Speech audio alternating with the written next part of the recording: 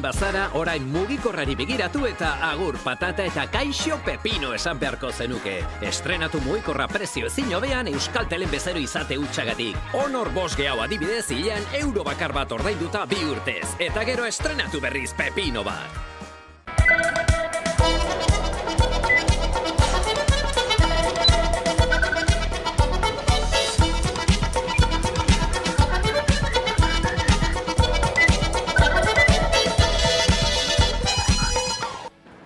Euskal Herri osoko errepideak zeharkatu ditu aurten Frantziako turrak eta Euskal Herria nazioartera zabaltzean jarri dute helburu instituzioek eta zenbait eragilek. Nazioartera zenbat iritsi den ezin jakin, baina Frantziako telebista publikoan entzundako komentarioak deigarri egin zaizkie bati baino gehiagori Euskal Herriaren eta Euskararen izaera kontuan hartu baitituzte. Hain zuzen ere, turrak ez duela bi estaturen arteko muga bat gurutzatu, herrialde baten barruko zubi bat baizik. Ideia hori helarazi nahi izan zioten atzo munduari, gure eskuren deialdiarekin bat egindako ehunka euskal herritarrek. Kirol arlotik berriz, suspense eta guzti irabazi zuen atzo Baionan, Jasper Philipsenek aurtengo turreko lehen lehia izan zuten ziklistarik azkarrenek Lapurdiko hiriburuan eta Philipsenek altxatu zituen besoak agatik bisaia ilundu egin zitzaion gero, epaiek zalantzak zituztela jakitean flandiarraren esprinta ez dela garbia izan. Alegia 20 minutu luzez egon zen epaien erabakiaren zain, baina azkenean ura jo zuten irabazletzat. Eguerdion guztioi, 12 pasata iritsi da gurean gaur magazinari heltzeko unea. Frantziako turra izpide asteleen buruzuria izanagatik, herriak eta errepideak zalez josita izan ziren berriz ere. Zornotzan inork ez duen galdu nahi izan etaparen irteeran eta tropelak festa giroan ekin zion etapari. Eguerdiko ordu batetan hain zuzen ere norgehiagokarik gabekoak izan ziren lehen 7 kilometroak irteeran izan zen gainera Aiera Durreta kazetaria. Argi eta garbi nabarmendu behar da Frantziako turreko lehenengo 3 etapetan aldarriek eta ikurrinek edukitako presentzia. Eta gure eskuk turra erabili du Bidasoa ibaia muga baino zubia izan dadin aldarrikatzeko. Era berean Euskal Herria bere etorkizuna erabakitzeko eskubide duen herri bat dela mundu osoan zehar ezagutarazteko. Baina aldarriak eta ikurrak alde batera utzita, mugimendua egonda turraren lehenengo etapetan. Normalean nahiko lauak izan ohi dira lehenengo etapak, baina aurten gogorasi dira eta bihurriak izan dira gainera. Adam Jaisek Bilboko etapan garaipena lortu ostean momentuz lidergoa mantentzen du. Hori bai, Pogacarrek jarraitzen dio 6 segunduko aldearekin. Hala ere, asteazkenean Pirinetara helduko da tropela eta indarrak neurtzeko norgehiagokak izango dira bertan. Eta maiotoria jabe salatzeko aukerak badaude. 3. etapa aurtengo turreko lehen lehia izan dute ziklistarik azkarrenek Lapurdiko hiriburuan eta Philipsenek altxatu zituen besoak Baionan. Esprinta polemikoa izan zen, bidea itzion bana erti eta 20 minutu luzez egon zen epaileen erabakiaren zain. Euskal Herria agurtute txirrindulariek, baina 5. etapan, Pirinotako lehen etapan tropela Euskal Herritik igaroko da berriro. 30 kilometroko barneraldi laburra egingo du Zuberoan. Hala ere, hasierak eta bukaerak ez dira berriro itzuliko Euskal Herrira, eta tamalez, Euskal txirrindulariek ez dute garaipenik lortu, baina ikuskizuna eman dute. Gasteiz Bilbo etapan, 10 kilometro falta zirela, bakarrik ihes egiten saietu zen Peio Bilbao. 7 Euskal txirrindulari ari dira parte hartzen txirrindularitza proben artean erregina, eta besoak altxatu ez dituzten arren, maiotoria Euskal zaleek daramate. Frantziako turraren lehenengo 3 etapek Euskal Herria zeharkatu dute eta ilusioa, gogoa eta aldarrikapenak nagusitu arren, ertzaintza 11 lagun ikertzen ari da, Frantziako turreko lehen etapa oztopatzen saiatu zirelakoan. Horrez gain, igandeko etapan, errepidean, txintxetak jarri zituztenen bila ari da ertzaintza.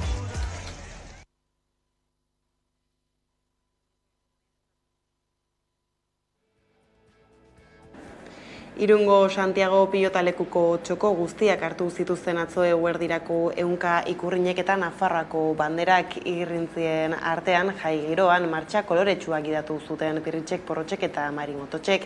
Hendaiarantz Guruzatzeko zubira iristeko ibialditxoa hasi aurretik gozatu ederra hartu zuten aurrek paiazoen kantekin eta etorriarekin.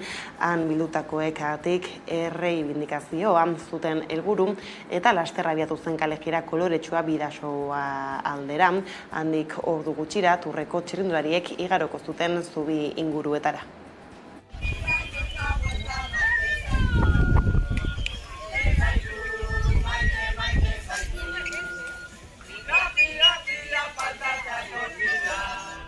Esan behar dugu Euskal Herriak erabaki nahi duela eta bi aldeetako Euskal nortasuna duen jenteak Euskal Herritarrok erabakiko dugula. Batzuentzako Bidasoa muga bada, baino gure eskuk aldarrikatzen duena da zubi bat dela. Bidasoa zubi bat izango da, Euskal Herritarron arteko zubi eta bi aldeetako euskaldunok batzen gaituen zubi izan behar du. Etorkizunean ere eta hala izango da erabakitzeko eskubidea behin gauzatzen dugunean.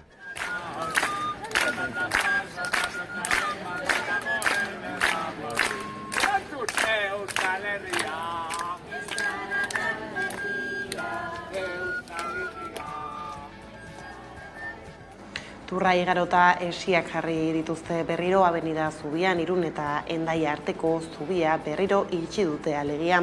Atzo ireki zen Avenida Oinezkoentzako zubia eta 24 ordu baino ez du iraun udan Earbeo.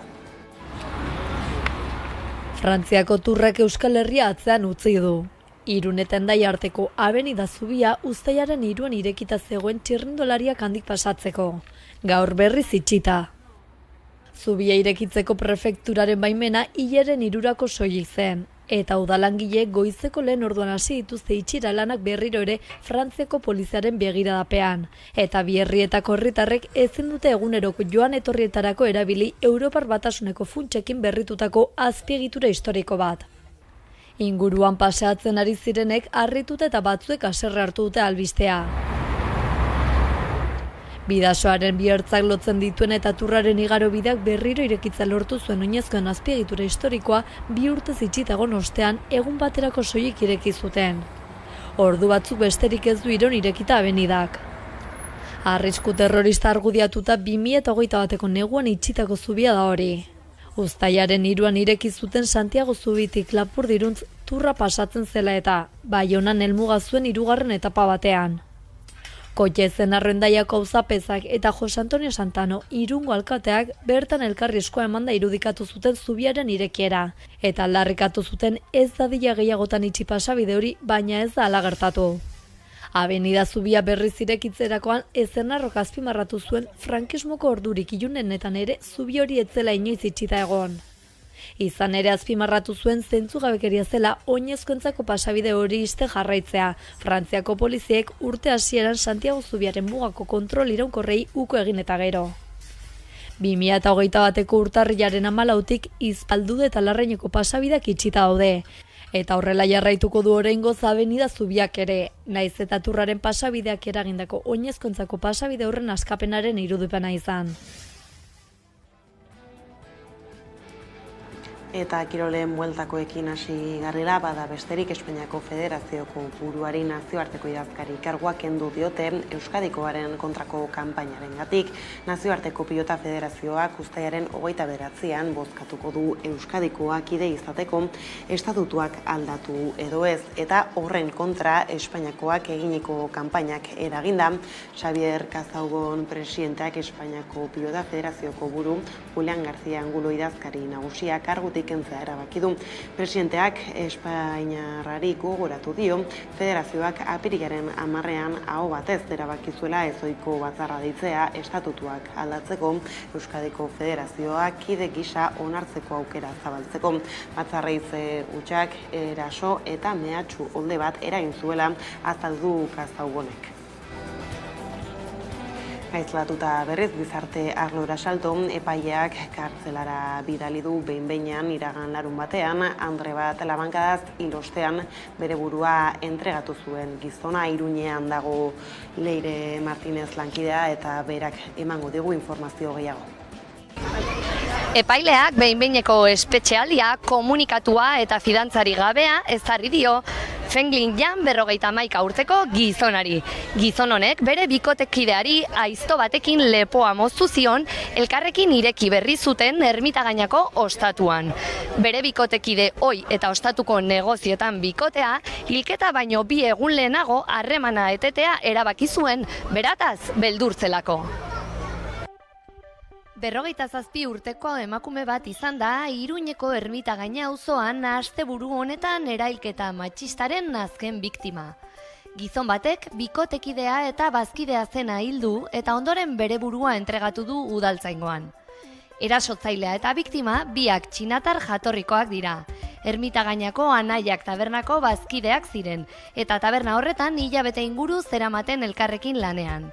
100 lagun bildu dira igande eguerdian Iruñeko udaletxe plazan erailketa matxista salatzeko kontzentrazioan. Emakumeok 100 eraso mota jasaten ditugu gure egunerokoan. Feministok oso argi daukagu hori. Argi daukagunez arazo egiturazkoa dela. Sistema heteropatriarkalaren ondorioa. Eta ez dela etengo gizartea egituratzen duen matxismoarekin amaitu arte. Kontzentrazioa isiltasunan izan da eta bertaratutakoen txalo zaparrada batekin baino ez da hautsi. Eguraldia lagun izan ez den arren, jende handan abildu da hilketa gaitzetsi eta biktimaren familia eta lagunei elkartasuna eta maitasuna adierazteko. Bestaldetik Iruñean garela aipatu beharra dugu nola bukaeretan den San Ferminak iristeko atzera kontaketa. Alaxe kontatu dugu Leirek zein den une honetan bertan giroa. 2 egun besterik ez dira falta munduko festa honenei hasiera emateko. Hortzegunean, eguerdiko 12etan Osasunako presidenteak botako du koete edo txupinazoa. Momentuz, hiria festetarako prestatzen ari da. Lorategiak esitu, ostatuak edariz eta janari zornitu, komunak paratu, oholtzak eta nola ez. Zezenak heldu dira Iruñara. Orain, Arrotxape auzoan gaude, gaz ikuiluen aitzinean. Hemen, momentuz, gaua pasatu dute Fuente Imbro, Jose Escobar, Zebadagago eta Palmosia ganadutegiak. Ezantziere, uztailaren 6an saio berezia izanen dugula Iruñetik 11 telebistan eta egunero San Ferminetako kontuak ere ekarriko dizkizuegula.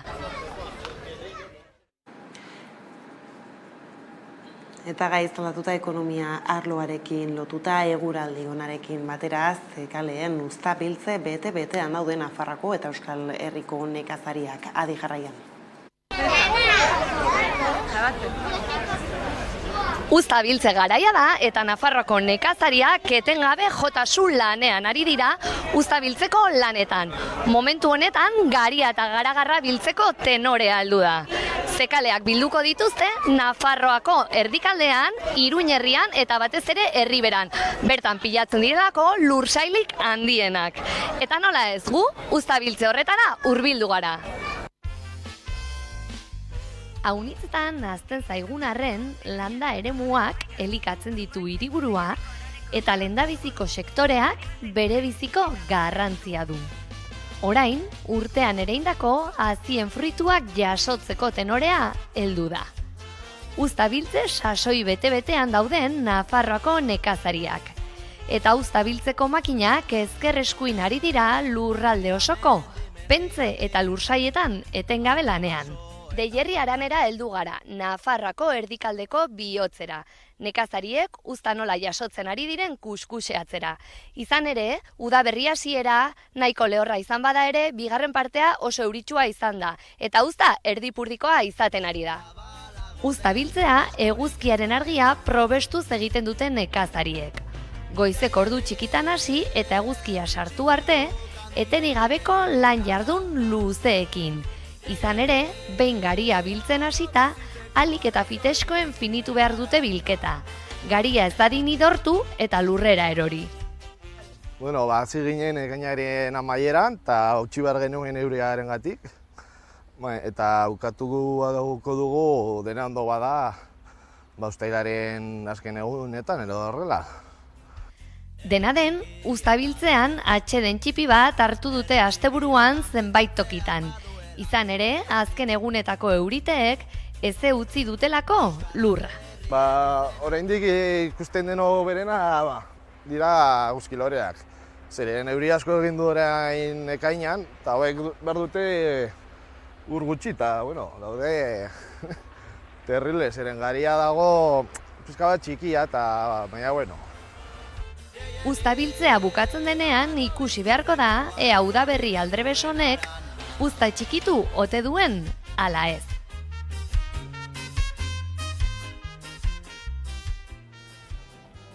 Langabeziak beheraka jarraitzen du Euskal Herrian eta 10% langatik behera egin du 9,93 da ekainean.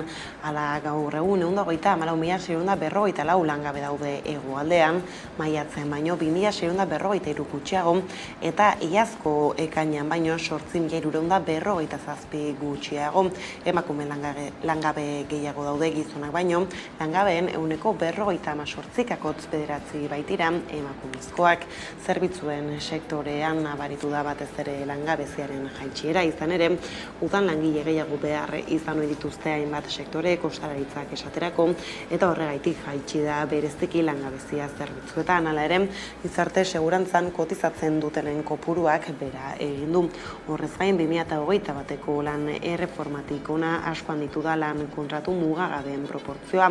Aldi baterako kontratuak debekatu egin baititu Espainiako gobernuak, baina maiatzetik ekainera bera egin du kontratu mugagabe berrien 100%, naiz eta ez den jaitsiera deigarria izan, edo nola ere, naiz eta aldi baterako kontratuen mota gehienak debekatu, enpresek topatu dituzte saihesbideak langileak epe jakin baterako kontratatzeko. Lehenik eta behin aldizkako kontratu finkoen kasua dago, bestalde, enpresa askok zera egiten dute kontratu mugagabeak sinatu, eta handik gutxira arrazoirik gabe botan, izan ere enpresak alte ordain txikia ordaindu behar du hori egiteagatik. Bestaldetik, inflazioa eta interes tasak handiak izaten dira 2023ko urtarrietik ekainera bitarte inflazioaren igoera gutxinaka apaltzen ari bada ere, prezioak inoiz baino garestiagoak dira oraindik ere, eta kreditu bat eskatzea aspaldiko garestien da. Egun autoen sektoreak ordea aurre egin dio egoera horri, auto partikularren matrikulazioa 14,2 handitu baita Hego Euskal Herrian. Urtean lehen erdian 16.000 auto saldu dira eta iazko epe berean berriz 14.000. Ordea lan gatazkei helduta Osakidetzako garbitzaileek agerraldia egin zuten atzo Gurutzetako ospitalaren aurrean eta Osakidetzan zerbitzua ematen duten enpresak gehiengo sindikalarekin aurreakordio batera iritsi direla adierazi dute. 5 urtez lan hitzarmenaren inguruko negoziazioetan ibili ostean LAB, UGT, Comisiones Obreras eta SK sindikatuek lortu dute akordioa. Orain Osakidetzari dagokio aurreakordio proposamena berrestea negoziazio mailan eseri aurretik. Osakidetzak ez du oraindik proposamenari buruzko erantzunik eman, hori ikusita arduraz jokatzeko eskatu diote sindikatuek Osakidetzari. Aldiz dela sindikatuak salatu du adinekoen hartako jaurlaritzak jarri dituen ratioak urriak direla, zahar etxeetarako irizpideekin ondu duen dekretu zirriborroa atzera botatzeko eskatu du sindikatuak. Uste du ez duela harta ona bermatzen.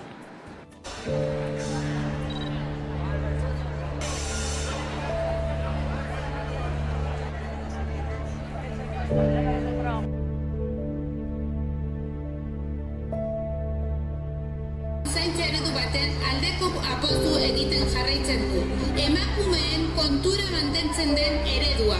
Guretzat eta gurekin lan egiten dugunontzat funtsezkoa da ratioa hobetzea. Ileak lehen egunetik ordezkatzea. Lanaldi osoko kontratazioa eta lanaldi partzialeko kontratuak amaitzea patronalek negoziatu nahi ez dituzten aldarrikapenak dira.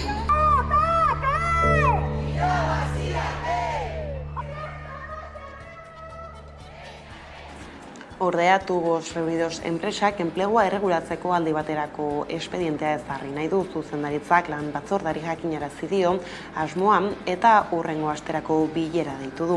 Pasaden astean sekulako mozkinak aitortu ostean ailegatu da komunikazioa. Ekoizpen eta antolakuntza arrazoiak argudiatu ditu enpresak bere aldetik.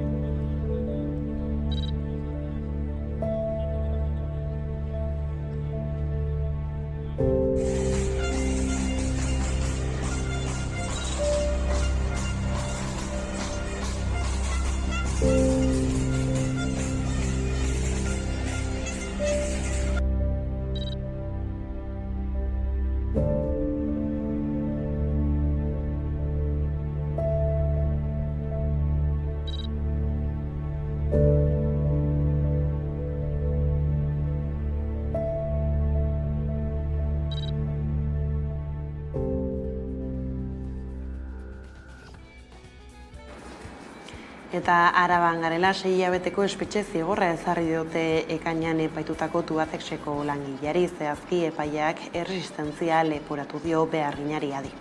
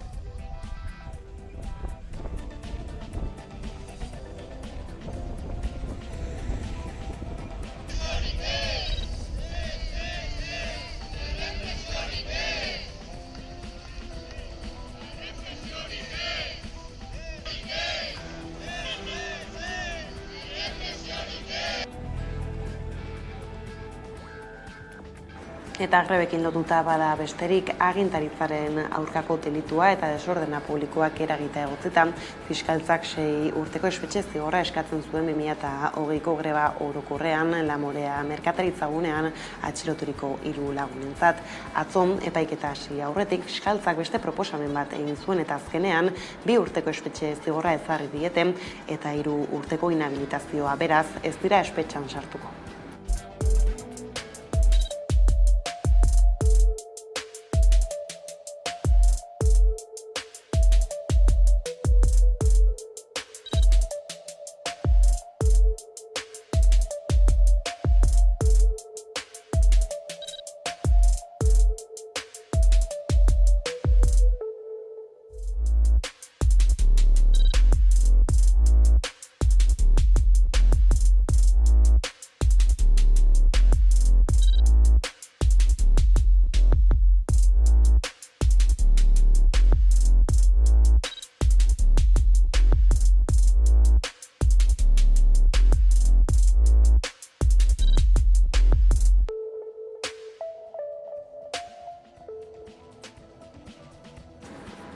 Gauzak horrela politikarloan murgilduta, Euskal Herriko ziklo politikoaren aldaketa geldiezina dela uste du Euskal Herria Bilduk, eta aurreantzan ere hala izateko Espainiako gortetarako hauteskundeetan indar sobiranistari botoa ematera deitu du.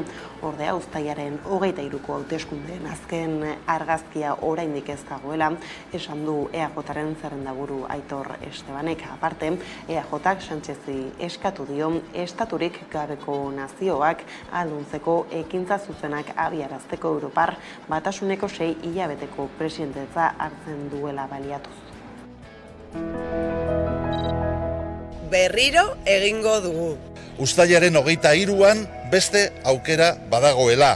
Momentua da erakusteko herri hau bizirik dagoela, bere futuroarengan sekulako itxaropena badugula eta noski jendearen ongi izatea priorizatzen dugula.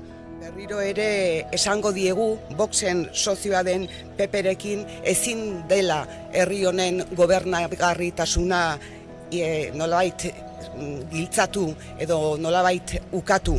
Eta aulkien truke egiten danean gainera desafekzioa handia sortzen dela. Desafekzioa sortzen da herritarrei gauza bat esaten zaienean eta beste bat egiten denean. Akats larria da egin dutena herri honentzat aulki batzun truke. Garrantzia moten dautzugu baita ere urrengo 6 hilabetei Espainiako presidentzia kontutan hartuta eta eskaera konkretu batzuk egin nahi ditu.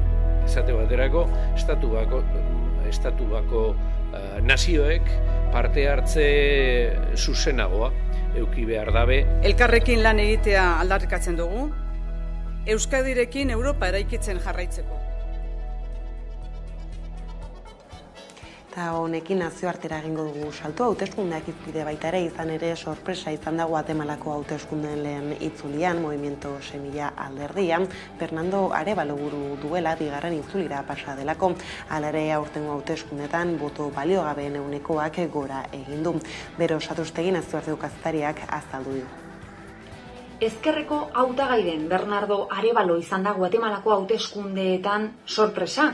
Bigarren itzulira pasako da Sandra Torresekin batera, azken urteetan ultraeskuinera gerturatu den hautagaiarekin batera.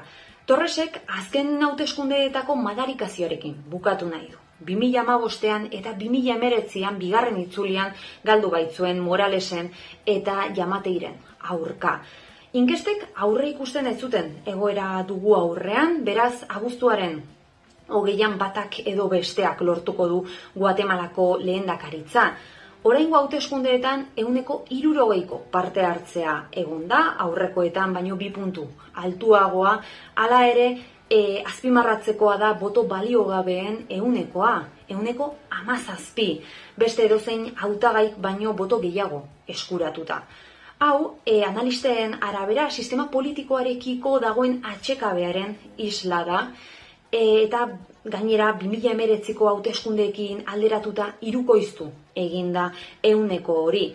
Adituen arabera, 3 hautagaiei jarritako betoaren aurkako erantzuna izan liteke. Hamaika telebistan azaldu genuen bezala, Auzitegi Gorenak 3 hautagaitza bertan bera uztea erabaki zuen, beraz, erabaki horren aurkako erantzuna izan liteke. Hain zuzen ere lehen aldia da, Movimiento Semilla alderdi hauteskundetara aurkezten dela, alaxe azaldu digu Satrustegik.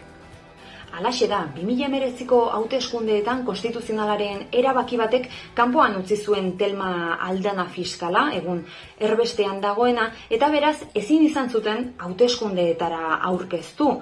Aurtengoetan baina alternatiba baten beharra ikusten dutenen bozka eskuratu dute. Zenbaketa bukatuta, Arévalok esan zuen herritarrak nazkatuta daudela sistema politikoarekin eta honek ezkutatzen duen ustelkeriarekin. Inkestek hasieran 8. postuan jartzen zuten Movimiento Semilla eta bigarren indarra izaten bukatu du. Manfredo Marrokin aholkulari politikoa da eta bere ustetan 3 hautagaitza kanpo uzteak lagundu egin du Movimiento Semilla, ezkerreko indar bakarra izan baitira. Gainera, ustelkeria zikindu gabeko aukera bakarra izan dira eta beraz itxaropenaren botoa lortu dutela, dio Marrokinek. Horrekin batera, hautesleen profila ere zehaztu du aholkulariak eta Movimiento Semillak indar handia izan du metropolietan, ez baina edo ez horren beste landa eremuan, hori izan da alderdiak jaso duen kritikarik nabarmenena. Ezkerreko elite akademikoek osatzen dute alderdia eta euren estrategian ez dituzte laborari edo herri indigenak kontutan hartu. Guatemalako 142 direnak. Gauzak horrela naiz eta zorrozteko puntu edo estrategia batzuk egon, oraindik aldaketa aukera gisa ikusten da Arévaloren hautagaitza mahai gainean jartzen baitu ohiko hautagaiek eta sistema hegemonikoak sortzen duten ezinegona. Nazioartekoa korrela iritsi da guran gaur magazinaren lehen atalaren amaiera eguneko elkarrizketa nagusiari bide emateko. Gaurkoan uztailaren 23ko hauteskundeak izango ditugu mintzagai, Aitor Esteban, EAJaren Kongresurako zerrendaburuarekin batera. Laster gara bueltan. urritasun edo desgaitasun funtzional edo bestelakoak dituen personen gizarte batean, persona hauei gaitasunak eskaini behar dizkion gizarte bat beharrezkoa da. Eta horretarako inklusibitatea ezinbesteko kontzeptu bilakatzen zaigu. Norabide honetan lanean dauden egitasmo eta ekintza ezberdinak ezagutzen ditugu. Eta hain zuzen ere, horretaz arituko gara gaur. Erreportaje eder bat prestatu dizuegu, gainera solasaldi bat beti bezala gaiari erantzunez arituak diren personekin eta bukatzeko nola ez, Koldo Gartziaren errezeta goxo bat. Beraz, badakizue. Ongi etorri, denon topaleku den geltoki honetara.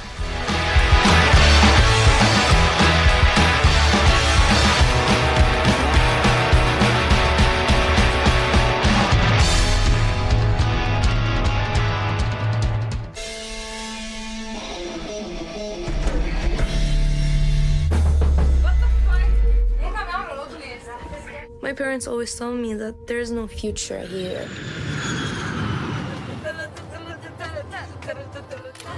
All right, everyone, give it up. Come on, bring the energy for Slave to the Siren. They've come a long way.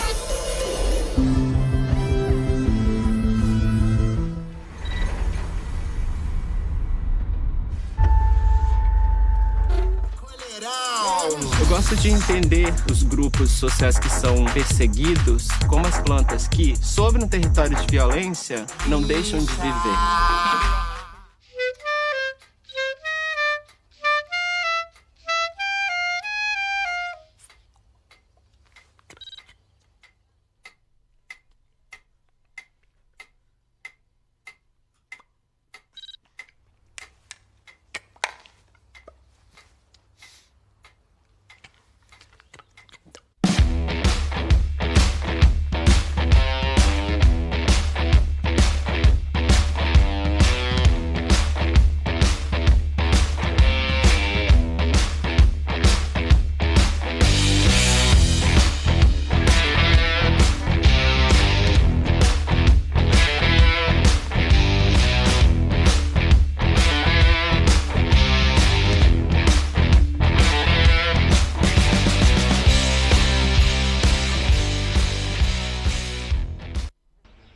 Kaixo, Maria naiz, Iruñerriko Lilo taldetik, eta, gure lehen diska izango denaren lehenengo singela igo berri dugu, Uriaren kolorea izenekoa, bideoklip zoragarri batek lagunduta, Barbarak eta Davidek zuzendutakoa.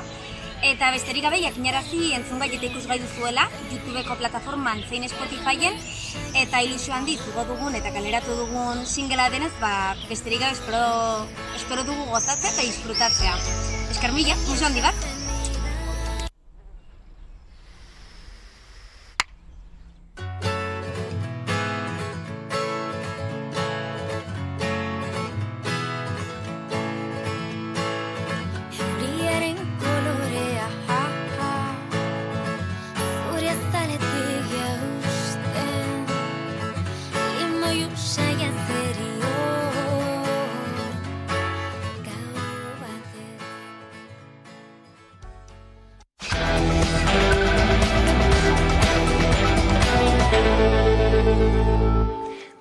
Amabiterdiak pasata iritsi zaigu eguneko elkarrizketa nagusiari heltzeko unea, horretarako hemen dugu gaur gurekin Aitor Esteban, diputatuen kongresurako EAJaren zerrendaburua, ondo etorri. Eskerrik asko. Eta hasteko nola ez turraren inguruan galdetu behar dizut, izan ere ez, 3 egunetan ikusi dugu Euskal Herria zeharkatzen, tropela batetik bestera, tira ez, zer suposatzen du honek ez, hemen izateak nola bizi izan duzuzuk? Iritsi irrendularitza guztetan jata, baina horrez gain, nik uste oso ondo joan dela, gainera jendea egonda alde, eta batez bere erakusten nortzuk garan. Beste herri bat garala, gure ikurrak daukaguzala, gure nortasuna daukagula, eta garrantzitsua da, munduan zehar edatu ginda. Eta horrek inpaktua deko, eta holango ekintzak herri indartzuago eta herri gehiago izatera bultzatzen gaituela pentsetan dut, eta nik uste dut bere momentuan erabagia hartu eben erakundeek eta arduradun politikoek igarri gebela guztiz hau onera ekarten. Ez, izan ere, alegina egin da erakundetatik ez, alaxe bistaratzeko munduan zehar, eta lortu egin da alare nola ez, bete agertzen dira kontrako ahotsak baita ere, eta atzo Euskadi Irratian entzuten, Euskadi Irratian hori da ez, irrati publikoan entzuten nuen Voxeko Eusko Legebiltzarkidea esan ez, aberri egun bat muntatu dela hemen gurean, kritikatzen zenbat diru inbertitu den ez, talako zer mezu? Bueno, irudiak eta abar, turrak eskaintzen ebazanak, eta EITB-ek, da nik uste dut olango ekitaldi, kirol ekitaldi garrantzitsu baten, behartuta dagoela kate publiko bat hori ataratzen, eta gero aberrigun bat berarentzako bihurtu bada, hori izan da jendeak nahi izan dagoelako, hemen inok ez dago inor bultzatu, kalera errepidetara urtetzeko, erakusteko zergaran, eta abar, eta nik uste dut jendeak lehenengo unekoa ikusi, bueno, lehenengoa, hasierakoa, ez da, lehenengo aurkezpen bat izan zen, da aurkezpen ikusita, ondinok gehiago animatu zela ataratzen, Voxekoari ez jako gustatuko, baina behar bada horrexak egiteko hain boto gitxi, Euskal Herrian. Bai, eta gainera ere aipatzea ez justo turrari keinua eginez aipatzen zenuela ez, nola Espainiako buelta iritsiko den uztailaren 23an ez, maiot berrea jantzita iritsiko zarete bertara, zer da maiot berde hori? Maior berdea guretzako da ez dekugula inoren menpekotasunik. Gure programa daukagu eta gure leialtasunak eta horrek dira Euskadirekiko, Euskal Herriarekiko. Eta beraz, geuk Euskal jendeari, Euskal nazioari abotza motera goaz, gure neurrian, laguntza izango dugun neurrian, jendearen gandik, emeko ongizatea defendatzera eta horrek suposatzen dau, azken baten neurri egokiak bai gizarte mailan eta bai ekonomia arloan bultzatzeko edo laguntzeko, eta gero autogobernua defendatzera, egun baten eta beste baten, ikusten dugu erasoak dagozala, eta zentralizazio hori gertatzen ari dela, eta azkeneko legislaturean bai, ez da, eta horreri aurkako abotz bat jarri egin behar jako, eta hori izan gura dugu.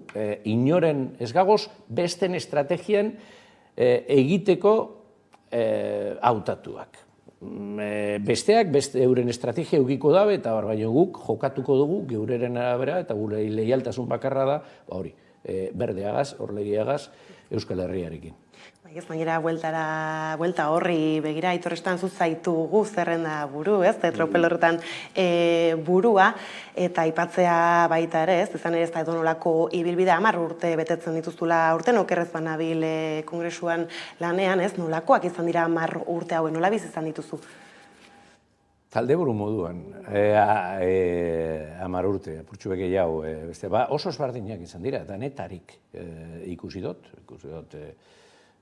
eskerreko, eskumako maioriak, ezberdinak, simpleak, osoak, danetarik egokitu behar da,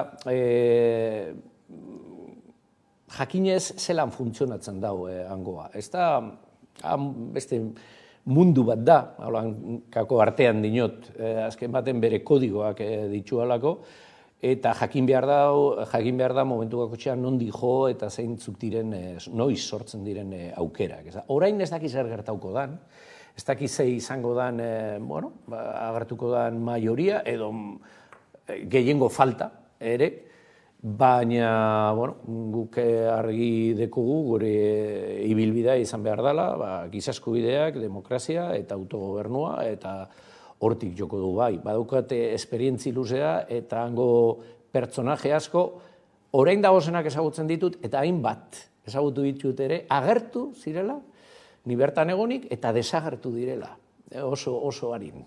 Bai, ez, oraindik ere agian zer dagoen aurretik ikusteko egia da Espainiatik justu ez ari dela proiektatzen datozen hauteskunde hauek Espainiaren eta Espainiaren ezkerraren eta eskumaren arteko lehia horretan, ez, zuek argi uzten zabiltzate, ez, zuen beharra ez dagoela Espainiara begira, baizik eta bertan, ez, Euskaldunen ahotsa bertara eramatera.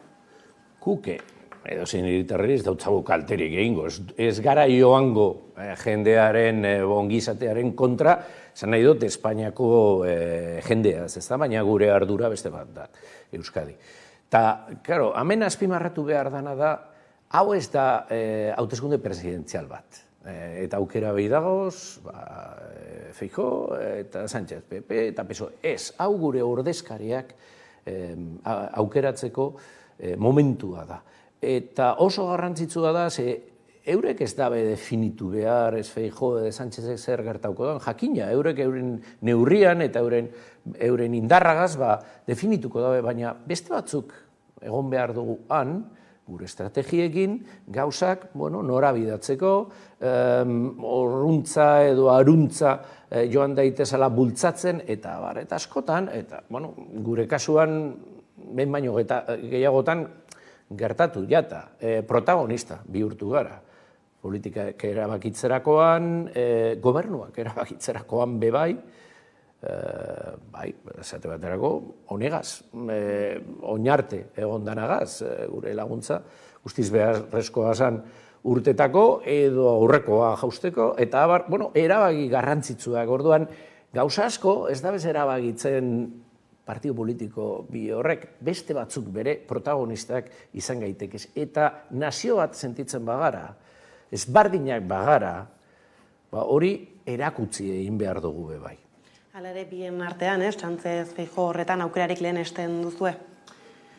Vamos a ver, guk, barriro dinot, gure programa daukogu eta argi daukogu. Demokrazia, giza eskubideak, autogobernua. Egia da, ez de luego, PPk marra guztiak pasatu ditu eta Vox normalizatu egin dago. Eta hori, Europako beste estatu batzuetan gertatu estanean. Orduan hori larria da. Guk, badakigu danok, zelan toki mailan, foru mailan, baita Eusko Jaurlaritzan ere, akordio bat daukagu Alderdi Sozialistarekin. Horrek suposatzen da, errezen gertatuko litzakena, eurekin akordio batetara heltzea dela. Horrek esan gure deu, zuzenean akordioa gertatuko dela, gure aldeko botoa eukiko dauela, ala ez, gure aldeko botoa birritan bakarrik emon dugu, historian zehar, investidura baten, eta oraingoan beharrezkoa zen eta mongen duen azkenekoan. Baina orain ikusiko dugu ze jarrera daukon Sánchezek, zer egin gura dau, zertarako gura dau gobernua, zelan jokatuko dau, guk nahi dugu zan erronkak aurrera erango ditu, esate baterako guk planteatzen geuntzan investidurako hitzarmenean naziotasun gaiari urten bidea emon behar dautzuzu. Katalunian ikusten dugu zer gertatzen da, Euskadin violentzia eta amaitu egin da, baina naziotasun nahia eta nortasun nahi hori gauzatu gogoa badago eta egongo da. Eta horreri urten bidea emon beharriako. Era konprometitu zen. Gero, COVID-a dala eta krisia dala eta ez dakizi ez dakin hor, dago askorik ez eban eukiko, azkenien ez ebez. Ikusi, hitzein beharko dugu horretaz bai. Hor dago arazo batzuk, estrukturalak direnak, estadurako, estadurentzat dire arazo bat. Guretzat bai, Euskalduna bakarri sentitzen garanontzako, eta edo katalanak, baina estadurako bai. Hor dago erronka estruktural batzuk. Ekin ingo dutzozu, ala ez, horretaz hitzein beharko da bai. Egia da, ala ere ez, naizta EAJaren papera argia izan da Madrilen, jendea badela beldurrez, Feijóo Voxekin gobernua osatuko baluke, egia da Esteban jauna ez, zer suposatuko luke ez, halako gobernu batek euskaldunentzat? Horregaitik, nik hemen ez dute zer barririk esango, zer suposatuko luke, sumatu ginke. Atzerapen itzela. Baina, karo, horretarako danak, Euskaldun guztiak, argi uki behar dugu zer dagoan jokoan urrengo hauteskundetan. Eta oso data txarrean, ipin egin dago Sánchezek, danak oporretan, edo jendeagia bidaiak hartuta, beste batzuk ondartzan, edo mendietatik ibiliko dira, holan suertatu da, olako egun arraro baten, baina oso garrantzitsuak dira. Orduan, zer gertatuko da? Guk ekiditu behar dugu. Eta horretarako zer da beharrezkoa, lehenengoa boto motera joatea. Ez que ostantzian, zer gertatuko da? Zuk zer egin aldozu horreri eragosteko? Zure botoa, hori da daukasun tresna. erabilizu, erabaki zelan, eta abar, baina erabizu, orduan partizipazio garrantzitsua izan behar da, hori gertatu ez daiten. Bai, ez, aipatzen zenuen hasira nola uda partean justu ez, oraindik agian baten batera ikusiko dugu Hondartzan kanpaina egiten, egia da arduratzeko badela ez nola berantza badoan parte hartze maila azken hauteskunde guzti hauetan. Bai, gero ezin gaitek ezkajatu. Parte hartzerik ez baduzu, gero atarako dena, orduen, modu baten zein bestean atara daiteke, eta jendearen botoa ez dauka inok. Bakotxak da, bere jabe, ze boto emon behar dauen erabakitzeko, baina moizu botoa. Ez dana da bardina, ez. Edozein gauzan boto bate gaitxik ez da zer gertatuko. Gertatu daiteke. Orduan, garrantzitsua da parte hartze hori. Ira esaterako atozen hauteskundei begira ez, Euskal Herria Bilduk hainbatetan aipatzen badabilez bigarren itzulia izango dela ez, errepikatu nahian, lortu zituzten datuak fokoa jarrita ez, nola EAJak garaile irten zen, baina bai, bozka kopuruan jaitsi nola erreparatzen diozu guzti horri? Beitu, bai, garaile izan genduan, boto euneko 35 baino gehiago, ez da kopuru txikia, bai alanda guztiz be, egia da, boto asko galdu gendu zala, gehien bat, azten zinora joan zirenak. Nik ez dut uste hauteskunde, ez dira hauteskunde berberak, baina gainera nik uste dut klabeak ere ezberdinak direla. Egia da oso jarraian, datozela, baina beste klabe batzuk dagoz jokoan. Eta gainera hori ikusiko dugu kanpaina hasten danetik, 2 aste horietan gauzak berotuko dira, eta beste klabe batzuekin. Orduen, zer gertatu daiteken, ez dakit. Oin ikusiko dugu zen, beste Moskopian, beste enkuesta, baina begitu izuz, esaten eban enkuestak lehengo hauteskundeen aurretik, itzelesko moitzak eukiko genduzala, lehenengo bai, izan ginen legez, baina gainera abantaila gehiagorekin. Gero etzan nolan gertatu, ez da? Orduen, orain, egongo da Demoskopia argazki holan zuribaltzean, eta ondo ikusten eztan gauza bat, eta gero ikusiko dugu zer gertatzen da. Orduan, nik uste dut hauteskundeak oso zabalik dagozela, edozein gauza gerta daitekela, eta gure elegina izan behar da, gure programa, eta gure nahiak, eta, nik uste dut, erakutzitako trajektoria bai, uste dut jende asko ezagutzen nahuela, badakie zelan hitz egiten duten, zeintzuk dira nire parametroak, gauzak argi esaten dituala, alegintzen da zela, irainek ez botatzen eta bar, defensa bat, gure nazioarena, gure autogobernuarena, eta gero, politika ezberdinetan, proposamen orekatuak. Jendeak badaki ezagutzen hau, ikusiko dugu zer gertatzen da. Ez da, aipatzen zenuen bezala aurreko hauteskundeetan ere, zirtatzen ziren inkestek eta abarrek azkenean ez, zuzenenean ere ez duten jo, eta geroz eta saiago ere badirudi ez, asmatzea gaur egungo testuinguru hauetan ez, hala ere besteak beste ez, Eusko Jaurlaritzak atzo ateratzen zuen inkesta horretan, adibidez Sumarrei erreparatzen zionola, egundoko beherakada izango duela ez, Espainia mailan ere bagabiltza ikusten Espainiako ezker horren goraberak, nola erreparatzen diozuzuk guzti horri? Ikusiko dugu zer gertatzen den. Egia esan, Sumar antolatzerakoan, nazte borrazte itzela, eukidabe, izenak diralata, zerrendekin, hemen Euskadin beba, izan batzuk jarri dire, gero kendu, ez zerrenda baten bakarrik, borduan, hor arazo bat dago, eta horrek gauza, bere eragin eukileikie. Orain, lehen gora itzulita, ez tengen duana enkuestak eta abar. Nik gogoratzen dut, guk eskaino bat galdu genuen 100 botoen gaitik, atzarreko botoen gaitik, 6 izan beharren, 7 izango ginen. Eta Bilduk lortu ebazan 2, Nafarroatik eratarabatik, oso boto gitxien gaitik, 100 pikoen gaitik. Orduan, karo, lehen esaten ebana, boto batek ez deko garrantzirik. Bai, ze don legearekin, edo sartzen zara eta beste eskainu bat daukazu, edo ez, ezta? Orduan gauzak, eta orain egiten dira enkuestak 2000, 3000 askoz jota, estadu guztian, orduan, horrek adierazten dau, joera bat bai, azkeneko argazkia izango denik ezin leike inok esan. Ez da, ala dabe ez, aipatzen genuen orain arte ez importantea baden ez, EAJak talde propioa izatea Madrilen, gero egia da ez, gauza handiak egin dituzuela, baina azken legegintzaldian ez, bazirudien Euskal Herria Bilduk titular asko ere hartzen zituela ez, bertan jokatzen zuen papelak nolakoak izan dira zuetzako azken 4 urte hauek? 4 urte hauek izan dire gatxak, baina ez, Bilduk eta dauko bere zera, bere politikea, geurea, egia esan, Bilduk kolaboratu beharrean, PNV-ren lekua jarri gure dau.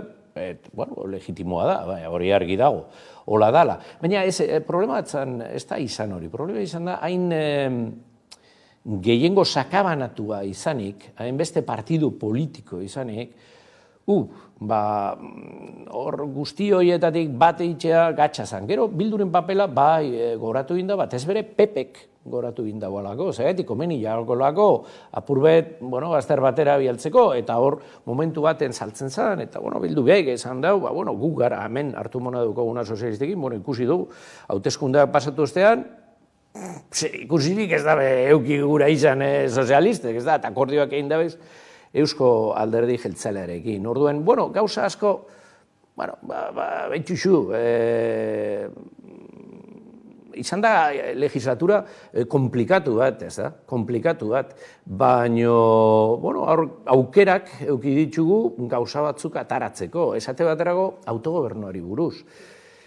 Beitu, hau garrantzitsua da. Alderdi sozialistak, nire ustez, eta kezkagarria etorkizunerako, Alderdi sozialistak zer egin gura izan da. Eruek esaten da bena Espainia Federal. Horri zer da, Sánchezek komentau eban, bebai, argitagarbi esan, guk egin duguz legeak, gureak ez diran eskumenetan.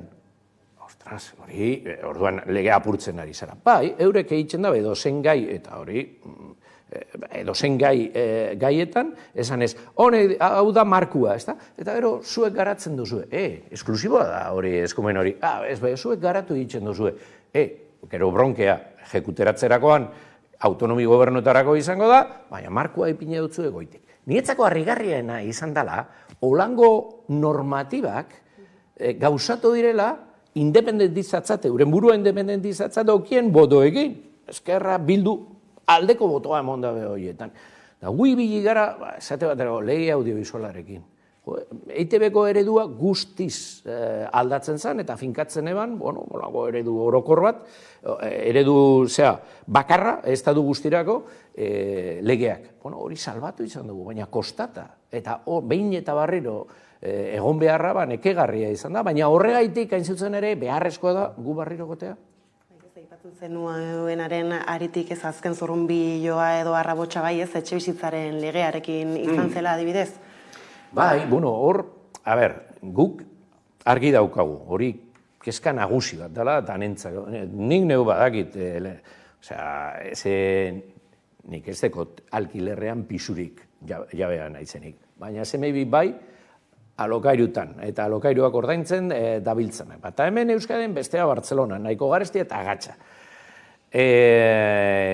Orduan badakit, zein dan arazoa, eta badakit kezka hori dagoala. Nik uste dut eskumenak errespetatu behar direla, hori alde batetik. Eta adibide ona, estaduan, inun bada, da Euskadikoa, alokaetzen diren etxe publikoak, bataz bestekoan gugara lehenengo autonomi komunitatea. Eta zenbaki osoetan, Andaluziaren ostean, Andaluziago baino asko handiagoa da. Orduen, gu gara erreferentzia, autonomi elkarte guztietarako. Orduan, lehenengo kompetentziak errespetatu den behar dira. Ezin jaku legean agertzen dan bezala, estadutik finkatu zein izan behar dan gure eredua eta bar. Eta gero beste alde batetik, kontuz onartzen dira neurriekin, alokairu kontrolatu behar direla horren alde nago. Baina kontuz ia ze efektu ateratzen dugun. Esate baterako, ongitxi entzun dugu, astebete edo, Donostian zer gertatu da. Alokairuan eskaintzen ziren pisuen irurena desagertu egin dela. merkatutik. Eta gero beste gauza bat da. Prezioak altxatu egin dira. Zergaitik? Zer jendea dino, gero mugatuko da bez, orduan altxako du. Orduan lehenengo efektua txarra izan da. Guk ze izan da egin duguna, Donostian esate baterako, Loiolako kuartelak lortzea, han, iria garatzeko eta hainbat pisu sortzeko. Horretariko asko izango dira publikoa. Nik uste dut politika konkretuak bultzatu egin behar dugu zela.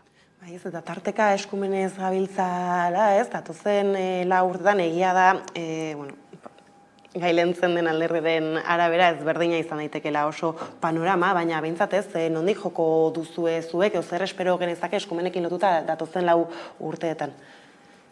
Eskumenekin lotuta, baitu, oso esperientzia txarra auki dugu. Salbatu genduen, baina presio itzela eginez, gutxienezko diru sarreraz, IMV delakoa. Zaten geuntzan, Pablo Iglesiari, kontuz.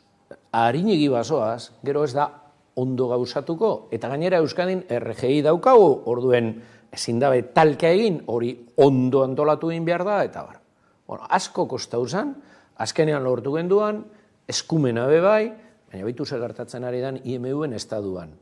Informeak, dinoe, ez dala heltzen dirua, benetan behar daben jendea, ez jakela heltzen. Orduan, horri buelta matemon beharko jaki. Baina, behintzat, eskumena lortu egin genduen. Hor zerrenda bat geunkan, guk proposatu genduana.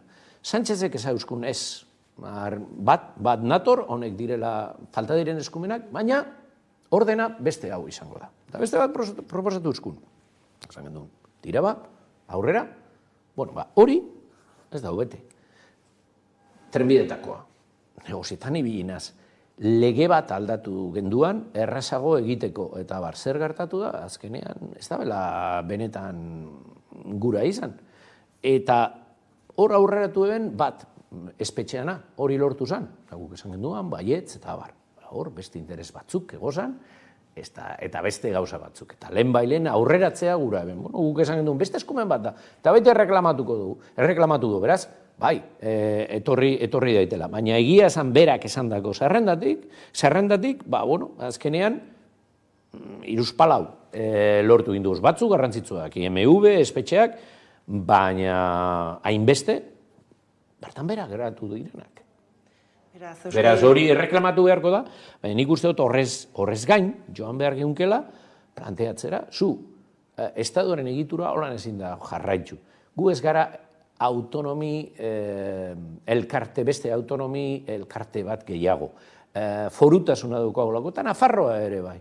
Da beste hartu emona behar dugu estaduarekin, hor aldibikotasuna erreklamatu egin behar dugu.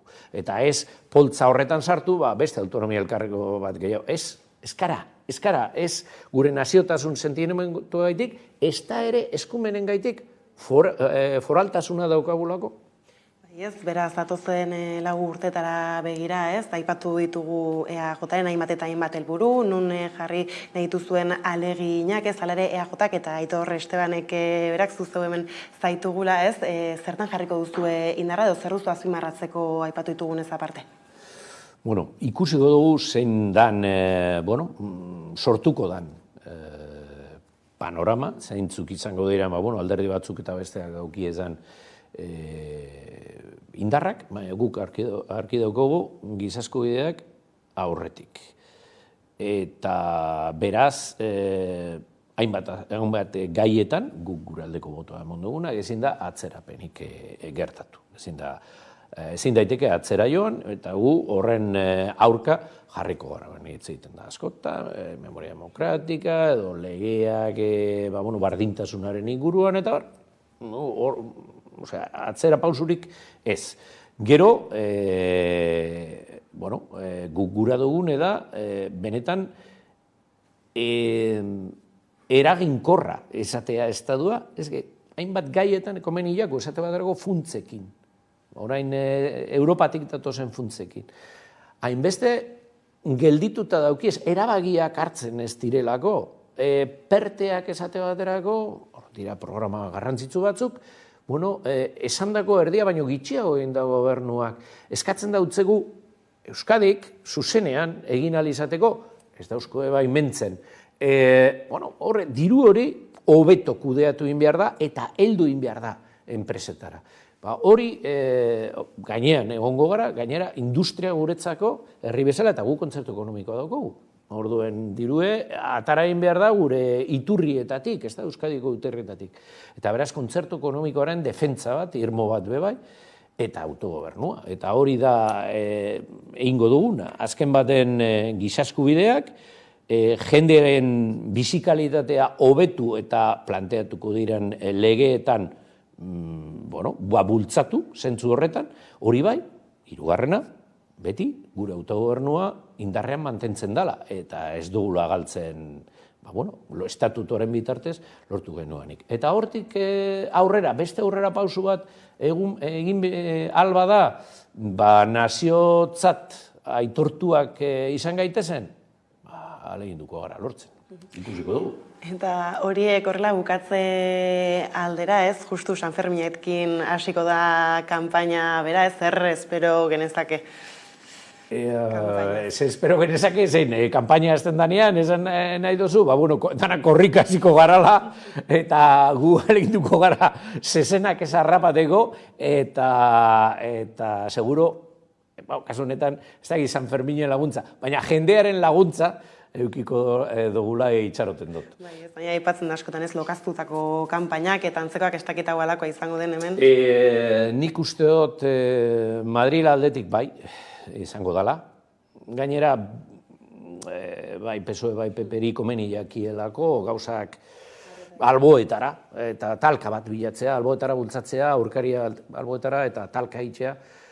Loia izango da, hemen, igual lokatz zipristin batzuk helduko jakuz, gu bintzat gure aldetik ukesteko gu esango intentzinorik horrelan izan daiten, eta leginduko gara, desde luego, eztabaida eta ez ikintzen gure eritzia emon eta beste barik.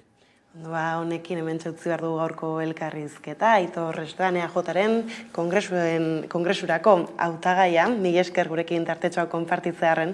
Eskerrik asko zuei. Eta orain jarrian eguneko solasaldiarekin bueltatuko gara. Urritasun edo desgaitasun funtzional edo bestelakoak dituen personen gizarte batean, persona hauei gaitasunak eskaini behar dizkion gizarte bat beharrezkoa da. Eta horretarako inklusibitatea ezinbesteko kontzeptu bilakatzen zaigu. Norabide honetan lanean dauden egitasmo eta ekintza ezberdinak ezagutzen ditugu. Eta hain zuzen ere, horretaz arituko gara gaur. Erreportaje eder bat prestatu dizuegu, gainera solasaldi bat beti bezala gaiari erantzunez arituak diren personekin eta bukatzeko nola ez, Koldo Gartziaren errezeta goxo bat. Beraz, badakizue. Ongi etorri, deno topaleku den geltoki honetara.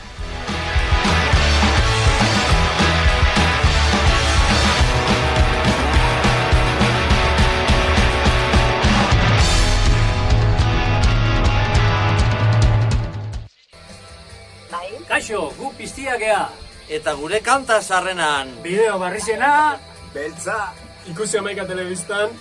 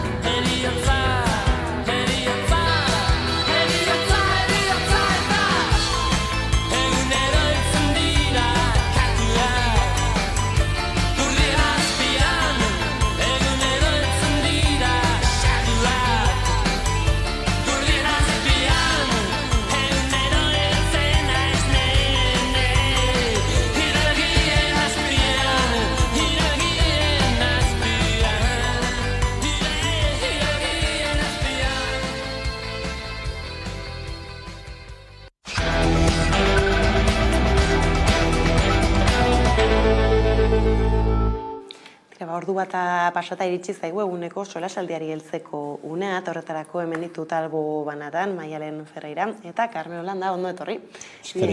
Eta hasteko Nafarroan jarriko dugu begirada, izan ere ez, aurreko asteetan jaso genuen albistea, nola musikariak ikastetxeetan programa atzera bota gura zuen Nafarroako gobernuak berak, baina azkenean bestelako albiste bat iritsi zaigu, nola beste, departamentuz aldatu egingo dutela, eta egia da justu egun mezu hori, iritsi zen egun berean ez, bazirela hainbat musikari Nafarroan bertan, departamentuaren aintzinean aurrean protesta egiten, eta honetaz hitz egiteko badugu kameraren beste aldean Ines Osinaga musikaria, ondo etorri, gurera. Kaixo, eguna zen duz. Kaixo, tira, aipatzen genbiltzan, ez, nola, hasieran programa bera atzera botan, gero azkenean badirudi ez, bero hortan jarraituko dula, nola jaso zenuen zuk, ez, azken berri hau?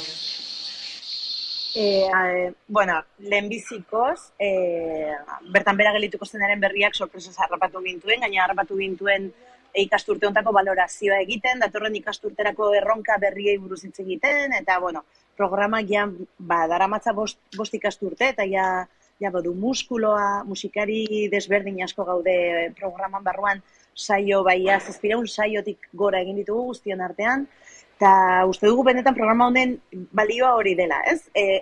Ari garela, ez garela musikari solteak gure saioak egiten, ze saio hauek ez dira kontzertuak. Saio pedagogikoak dira, kurrikulumarekin lotuta dauden gauzekin hitz egiten dugu, gauzei buruz hitz egiten dugu, eta, sinisten dugu kultur hezkuntza osasuntsu bat eta kalitatezko bat merezi dutela gure gazteek. Beraz, guzti hortan lanean eta etorkizuneko erronketan pentsatzen harrapatu gintuen sorpresaz, Nafarroako gobernuak programa etetea erabaki zuela. Eta gero, jaso genuen, berri ona dirudiena, eta da programa ez dela bertan bera geldituko, baina iruditzen zait hemen matiz batzuk egitea importantea dela. Alegia, guk uste dugu programa honen ardura hezkuntza departamentuak hartu behar duela.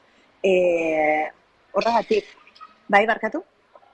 Hori, apurrate arrazoizko ahotsa altzatzen nuen, ez, aipatzen zenuenari begira, ez, gainera egia da hezkuntza komunitateak aipatzen zuela, ez, helburuak orain artean bai bete egin direla, eta hala ere Nafarroako gobernuak hasieran, ez, aipatzen zuen hori kurrikulumarekin, zerikusi handiagoa izan beharko lukeela programak berak, ez dakit ez, aipatzen zenituen zehaztapen horiekin lotuta?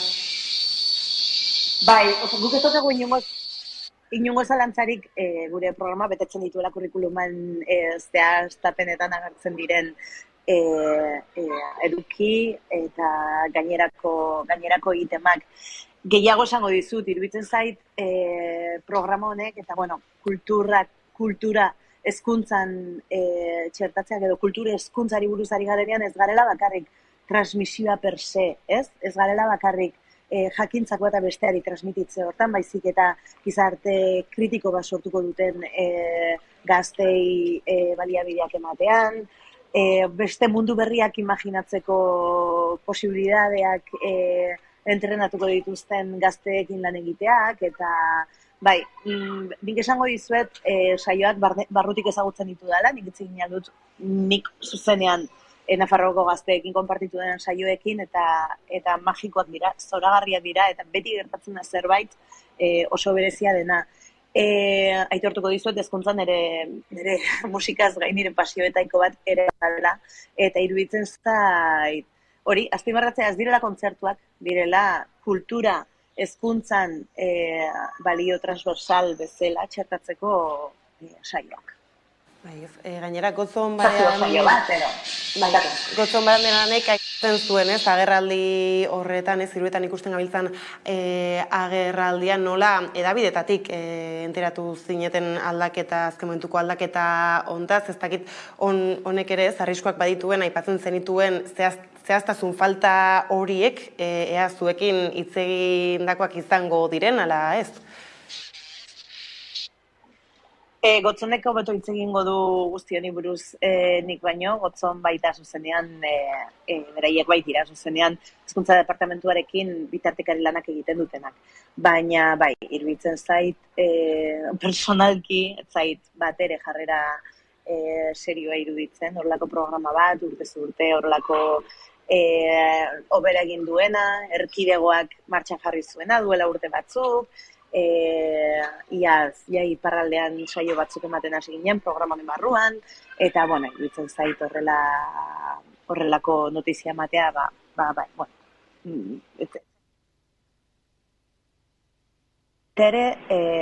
badirudi orain guztia soluzionatu dela, ez dela bertan bera gelituko, Euskara Bideak hartu duelako horren ardura, eta, bueno, nik uste dut importantea dela baita ere, programa importantea da, eta programaen bizirautea importantea da, baina importantea da baita ere Nafarroako hezkuntza departamentuari bere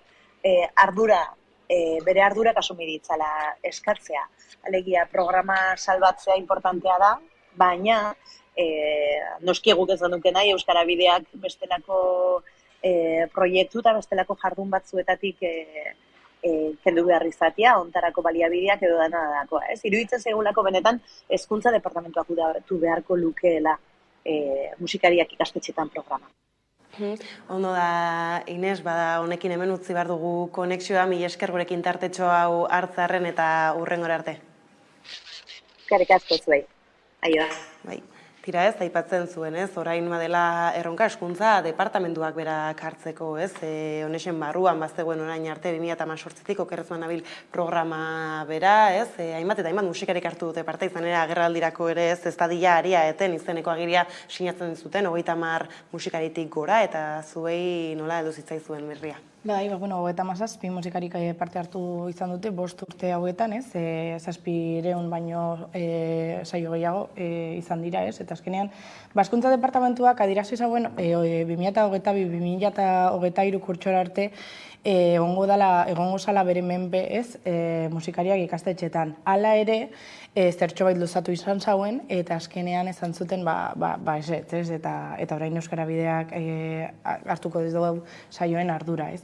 Baina Inez ondo adierazi dagoen moduan, ez? Saioak ez dira kontzertuak, ez? Batzutan pentsatzen dugu musika, bakarrik musika dela, eta ez, musika badauko pedagogia puntxu oso handi bat, ez? Eta azkenean ikasleentzako oso beharrezkoa da, bai musika eta bai kultura, eta azkenean 5 urte hauetan era positibo batean baloratu izan dute bai musikariak, baina baita ere ikasleak, ez?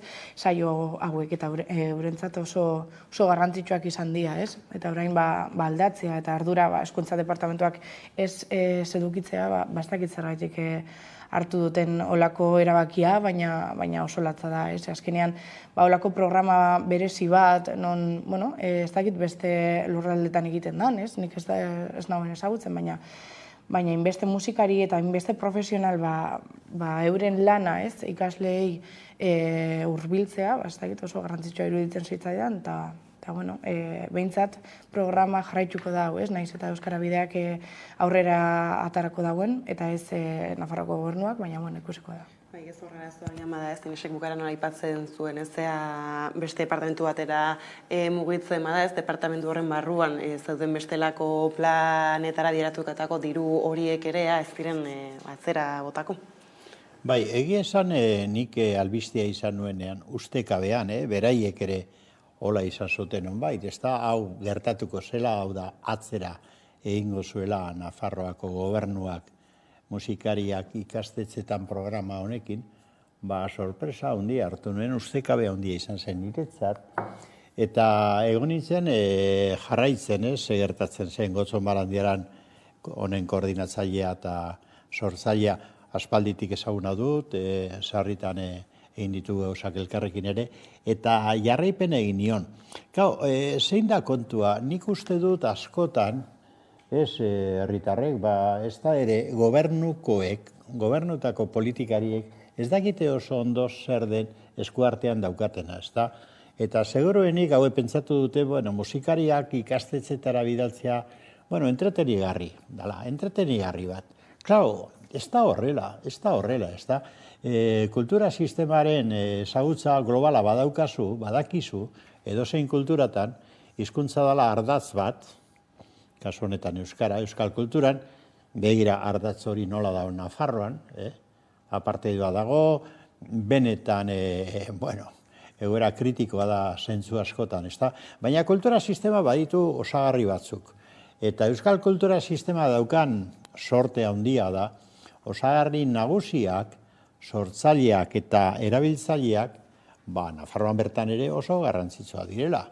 Eta Euskal Herri osoan ikusi duzu, hor konzentrazio horretan, zenbat kultura sortzaile zegoen da, ze ezagunak eta garrantzitsuak, ez da, hori aldarrikatzen. Ordan, edozein euskal kultura sistema daukan, eskema horretan sortzailea dira elementu nagusi bat. Zorionez Euskal Herrian diodan bezala, euskal kulturan sortzaileak asko dira eta oso ona dira. Nik esango nuke erdal kulturak hemen daukan osasuna baino hobea daukala. Euskal kultura zentzu horretan sortzailea dira gehiago eta hobeak esango nuke. Benetan, ez da esateagatik. Claro, baina sortzaileen ondoren, sortzaileen produktuak erabiltzaileetara ailegatzeko hor dago zirkuito bat. Eta hori modu zientifikoan aztertu egiten da. Zirkuito horretan sartzen dira batetik instituzioak, kasu honetan, adibidez, Nafarroako gobernua. Nunbait ez jakinez osatua, arlo honetan, ez dakite neurtzen hone daukan garrantzia, ez da? Nafar gobernua. Gero dago araua. Araua da, kasu honetan ardatz, euskara bera. Ordan, ez dute azpimarratu behar, ze egoera penagarrian mantentzen duten, erabaki politiko antidemokratikoak hartuta, ze egoera penagarria mantentzen duten. Gero dago produktuak badaude, banatzen dira modu egokian, neure zalantza egiten dut. Banandu beharko lirateke hobeto, horretarako ezagutza da importantea, eta ezagutza hezkuntzaren bitartez egiten da, ikastetxeetan, ez da, ikusi, ze garrantzia. Eta gero dago merkatua, ze merkatu nola antolatzen den, da hori ere oso defizitarioa da euskal kulturan esango nuke. Herri euskaldunetan ere merkatua, euskaren merkatua oso defizitarioa da. Honek esan nahi du, ez da entretenigarri bat, oinarrizko elementua da, sortzaileak ezagutzea zuzenean, eta ez doa zara kantatzera. Hori da beste bigarren puntu bat ez jakintasun absolutoa agertzen dutena, ez da politikari. Ez doaz kantu batzuk egitera eta entretenitzera ez. Doaz esplikatzera adibidez nola sortzen diren kultur piezak. Nola sortzen diren kantuak, nola sortzen den poesia, letra, izan daitekena, zeintzu diren elementuak, eta gero musika, zein den gaur eguneko musika sormenak daukan norabidea, eta beraz, esango nuke hartzaileak, kasu honetan ikasleak, artista bihurtzera edo kulturgile bihurtzera doaz, begira ze garrantzia daukan. Kulturgile bihurtzera hortik sortzen dira. Gu sortu ginen enbor bereti sortuko dira besteak dio kanta batek, ez da? Hori ze da, injustu horren funtzioa. Orduan, nik eskatuko nukena da, batetik maila kulturala handiagoa politikari horiei. Instituzioetan dauden gobernariei maila kultural eta akademiko eta zientifiko altuagoa mesedez. Eurek espadukate eskadezatela informazioa. Eta bigarren balorazioak egitea benetan elementua daukan garrantziaren arabera. Esaten dute, orain hezkuntzatik kendu dugu, eta herritarrekiko harremanak departamentura. Zer da departamentu hori? Harremanak, zer dira harremanak? Honek beharko luke kultura, hezkuntza, edota presidentzia departamentuan egon daukan garrantziagatik. Eta ez bakarrik gero irakurri dut, da ikusi dut, da orain esan da, aldatuko da eta jarraituko du, ze baldintzatan, ze aurrekonturekin, ez da esplikatzen ezer. Kultura sakratua da, sortzailea sakratua dira. Eta beste tratamentu bat merezi dute. Aipatzen genuen lehenxago ere une baten ez, nola edabideen partetik enteratu izan ziren, parte hartzen zuten, programan parte hartzen duten musikariek, azken aldaketa honen inguruan, ez, eta, alakoetan ez, hainbatetan gertatu eta errepikatzen denez izan daiteke ere, ez, zarratzea atorren edo aurra begirako programa bera, baina partaideekin hitz egin gabe. Bai, hori da ez, azkenean kazetari batek esan ziren lehenengo bitxi hartzutela eta orain baleko saldatuko dutela ez. Eta nire ustez ez da kasualitatea bai musikariak euskaldunak izatea eta baita ere ikasleak zen motatako ikasleak dien, ez? A eta D eredukoak. Ez dakit erabakia berdina hartuko zuten ala ez, justo musikari erdaldunak edo ikasle guztietako ikasleak izango balira, ez? Eta azkenean, behar bada, musika eta kultura ez dute, ez dakite, era konprometitu batean edo garrantzi batekin jartzen, ez? Baina musika bai da politika. Eta musika bai da, era sozial baten eraikitako abestiak edo bai poesia, ez? Eta hori bai garrantzi handia dauki, ez? Azkenean, zelan esi, hezkuntza baten barruan, hau egotia, komeni da, ez. Beraz, badiozu agian hasien esan duzunagatik euskaren kontrako, euskal kulturaren kontrako eraso bat bazela. Behar bada, bai, ez, eta Nafarroan askotan ikusi dugu alakuak. Ez dakit, erabakia horrelakoa izan zen, baina behintzat, ez dakit, holan beste lekuz hartutako eraso bat, bai, bada. Baina orain ere badatorre, ez? Gobernu osaketa Nafarre parlamentuan bertan eta ikusteko dugu, gainera euskararen bueltako ez eragile gehienak badabiltza horrez, eskakizun oso argiak egiten, maizu notifikazioekin lotuta, eta tira ez, bai eskuntzan eta antzekoetan hartu barreko politik ez dakiz zer espero genezaken. Bai, baina ez da kasualia izango behar bada, Nafar gobernuaren osaketa ere trampa eginda osatu da, esan edut. Berriro ere indar politiko garrantzitsu bat baztertuz.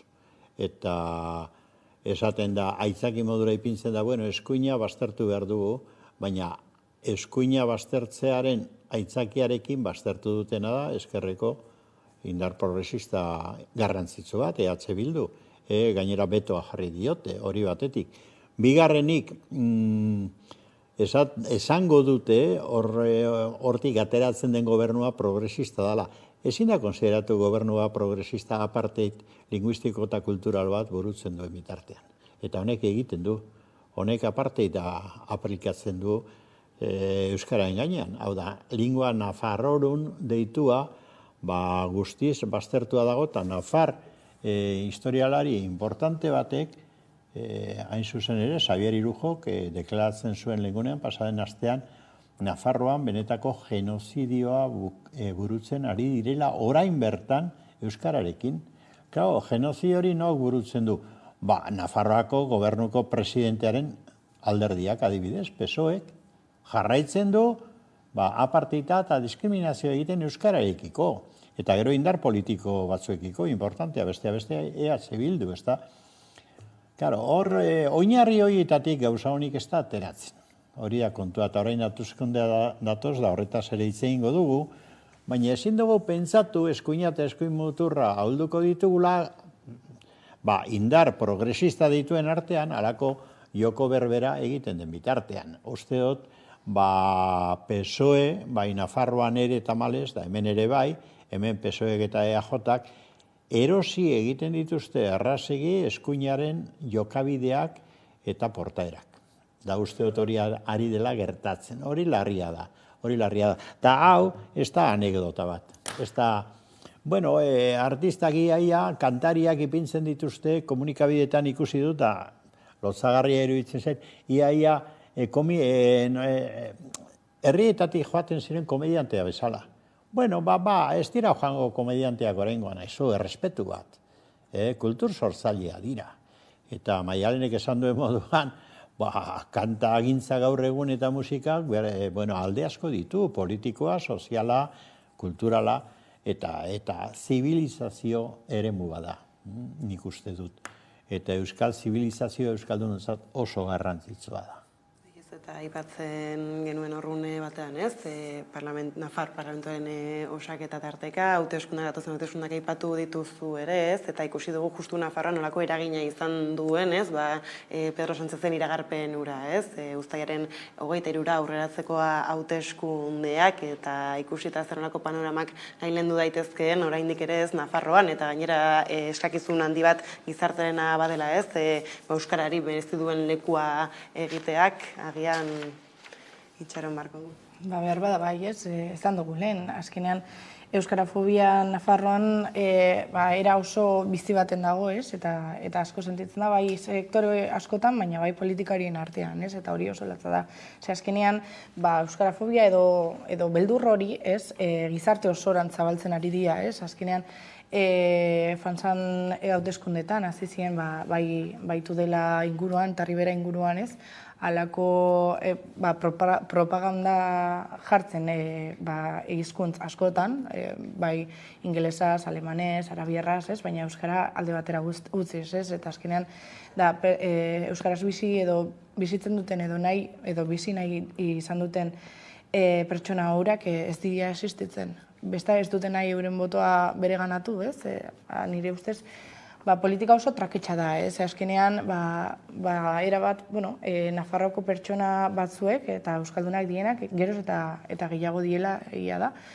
Igual euskaldunak dienak ez, baina euskaraz ikasten ari dienak edo saiatzen ari dienak, bai azkenengo 20 urtetan igo dira, ez asko, baina bai, bintzat pixka bat, baina egia da, egoera horretan edo kontekstu honetan oso zaila dela, ez? Bai euskaraz ikastea eta bizitzea Nafarroan, eta baita Euskadin ere, ez azkenean, geroz eta euskara gutxiago entzuten da kaletan, eta hori arazo bat da, ez? Politika linguistika zehatz bat merezi dugu eta behar dugu, eta ez dakite hauteskunde honekin lortuko dugunik ala ez, baina behintzat, espero da.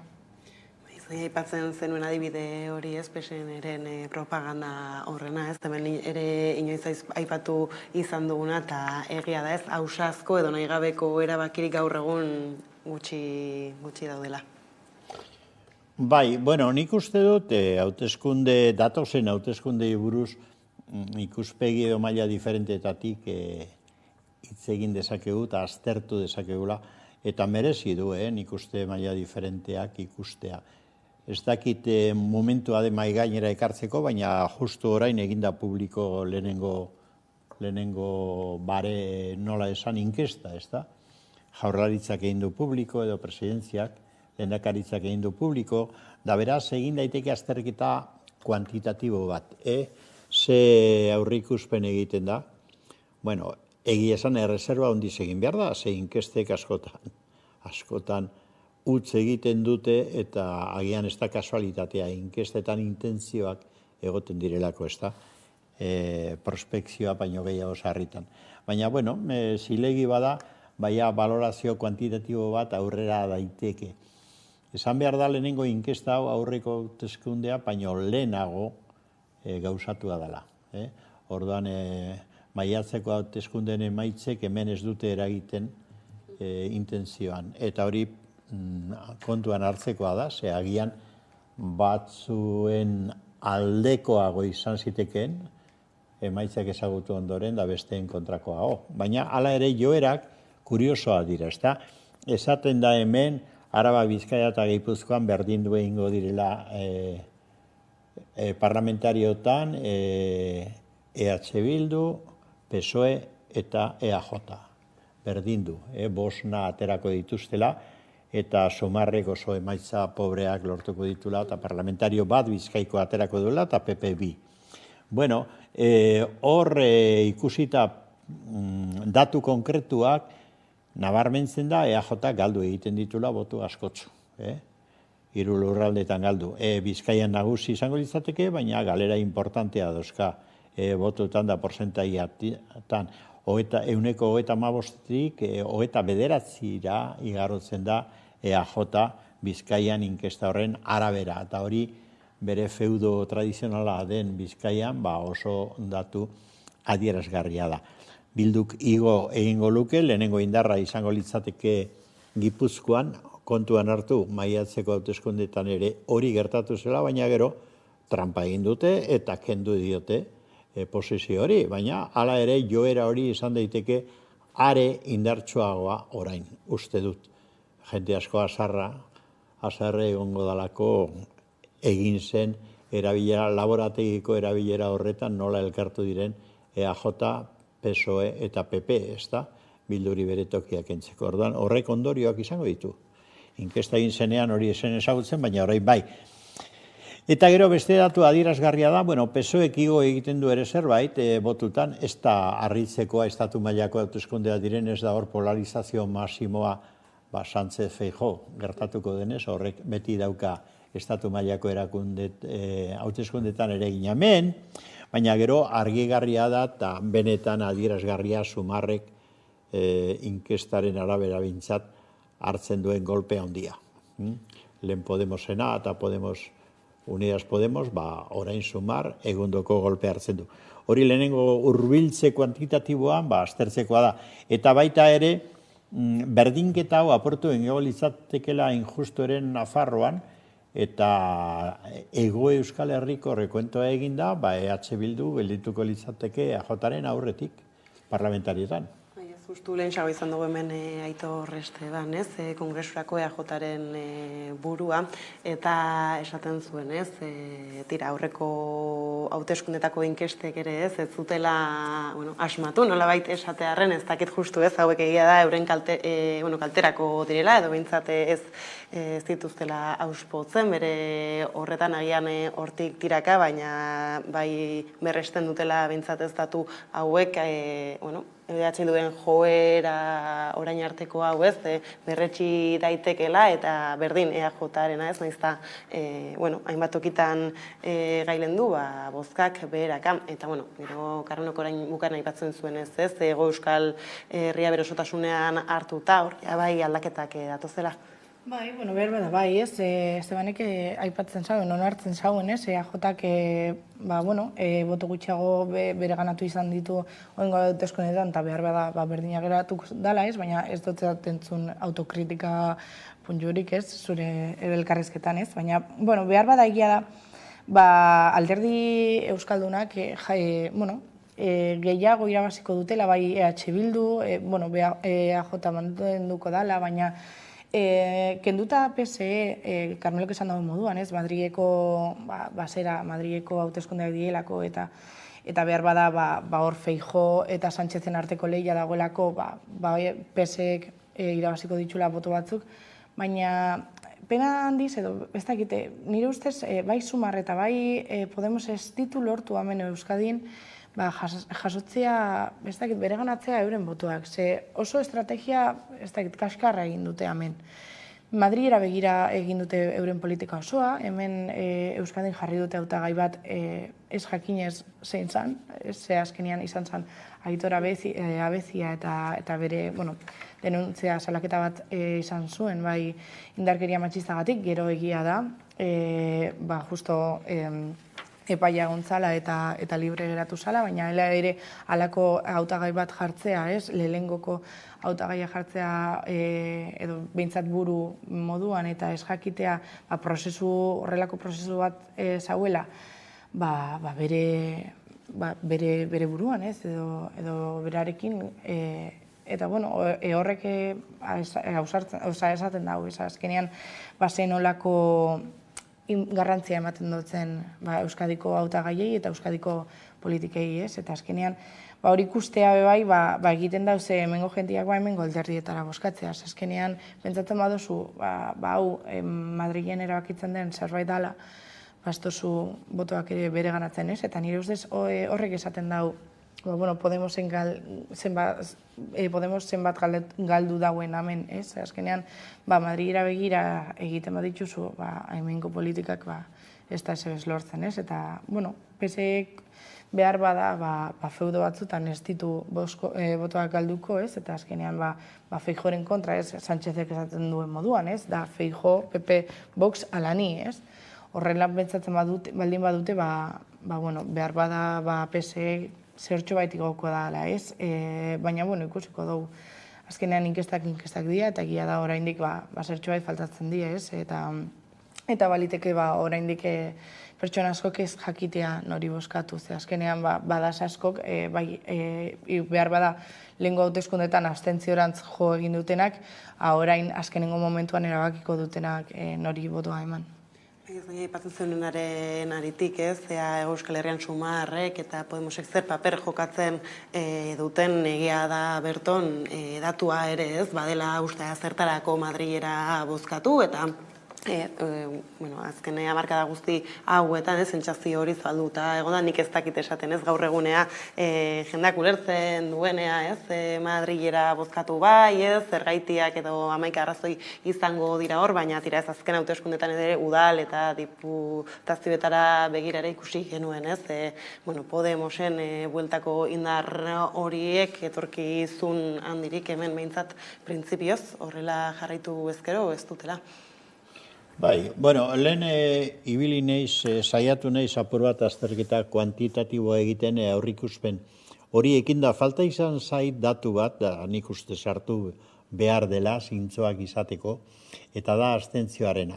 Inkesta horrek esaten duena goraka doala, eta nahiko goraka gainera, 40%ra hurbil daitekela abstentzioa uztailaren 23ko hauteskunde horietan, Bizkaia, Gipuzkoa eta Araban.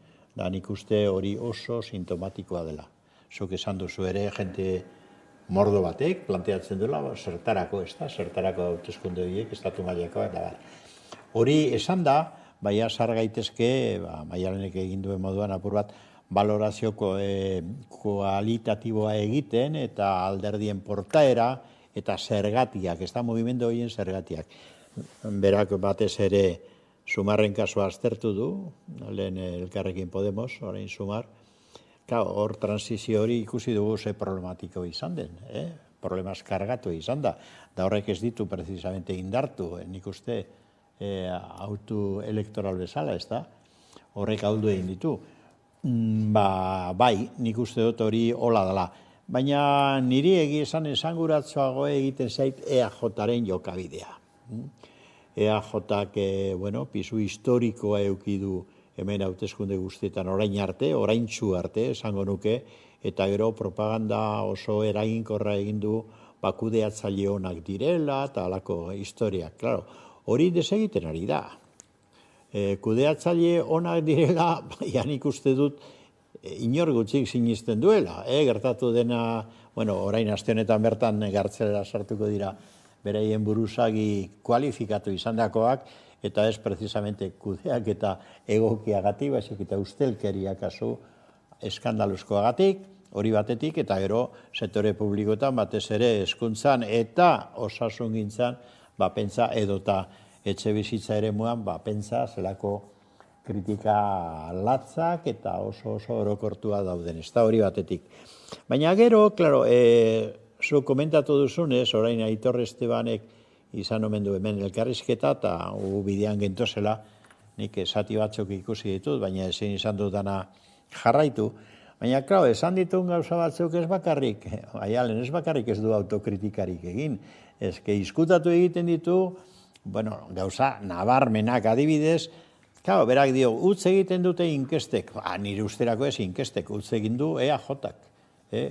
Hauteskunde emaitzen kudeaketan, baina utz larria, ze nabarmendu izan da, ikusi izan zaio, hauteskundeen emaitzen ze balorazio egiten duten da zeren arabera.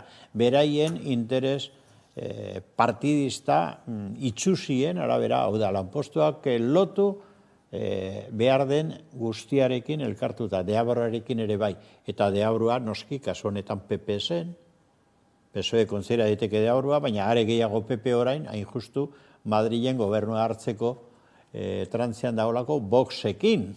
PNVek egin du nabarmen tratua PP-rekin, eta orain izkutatu egiten du, esaten du ez dela egia, bai, bada egia, gezurra esaten ari dira, beraiek, eta hor daude gainera seinale oso nabarmenak.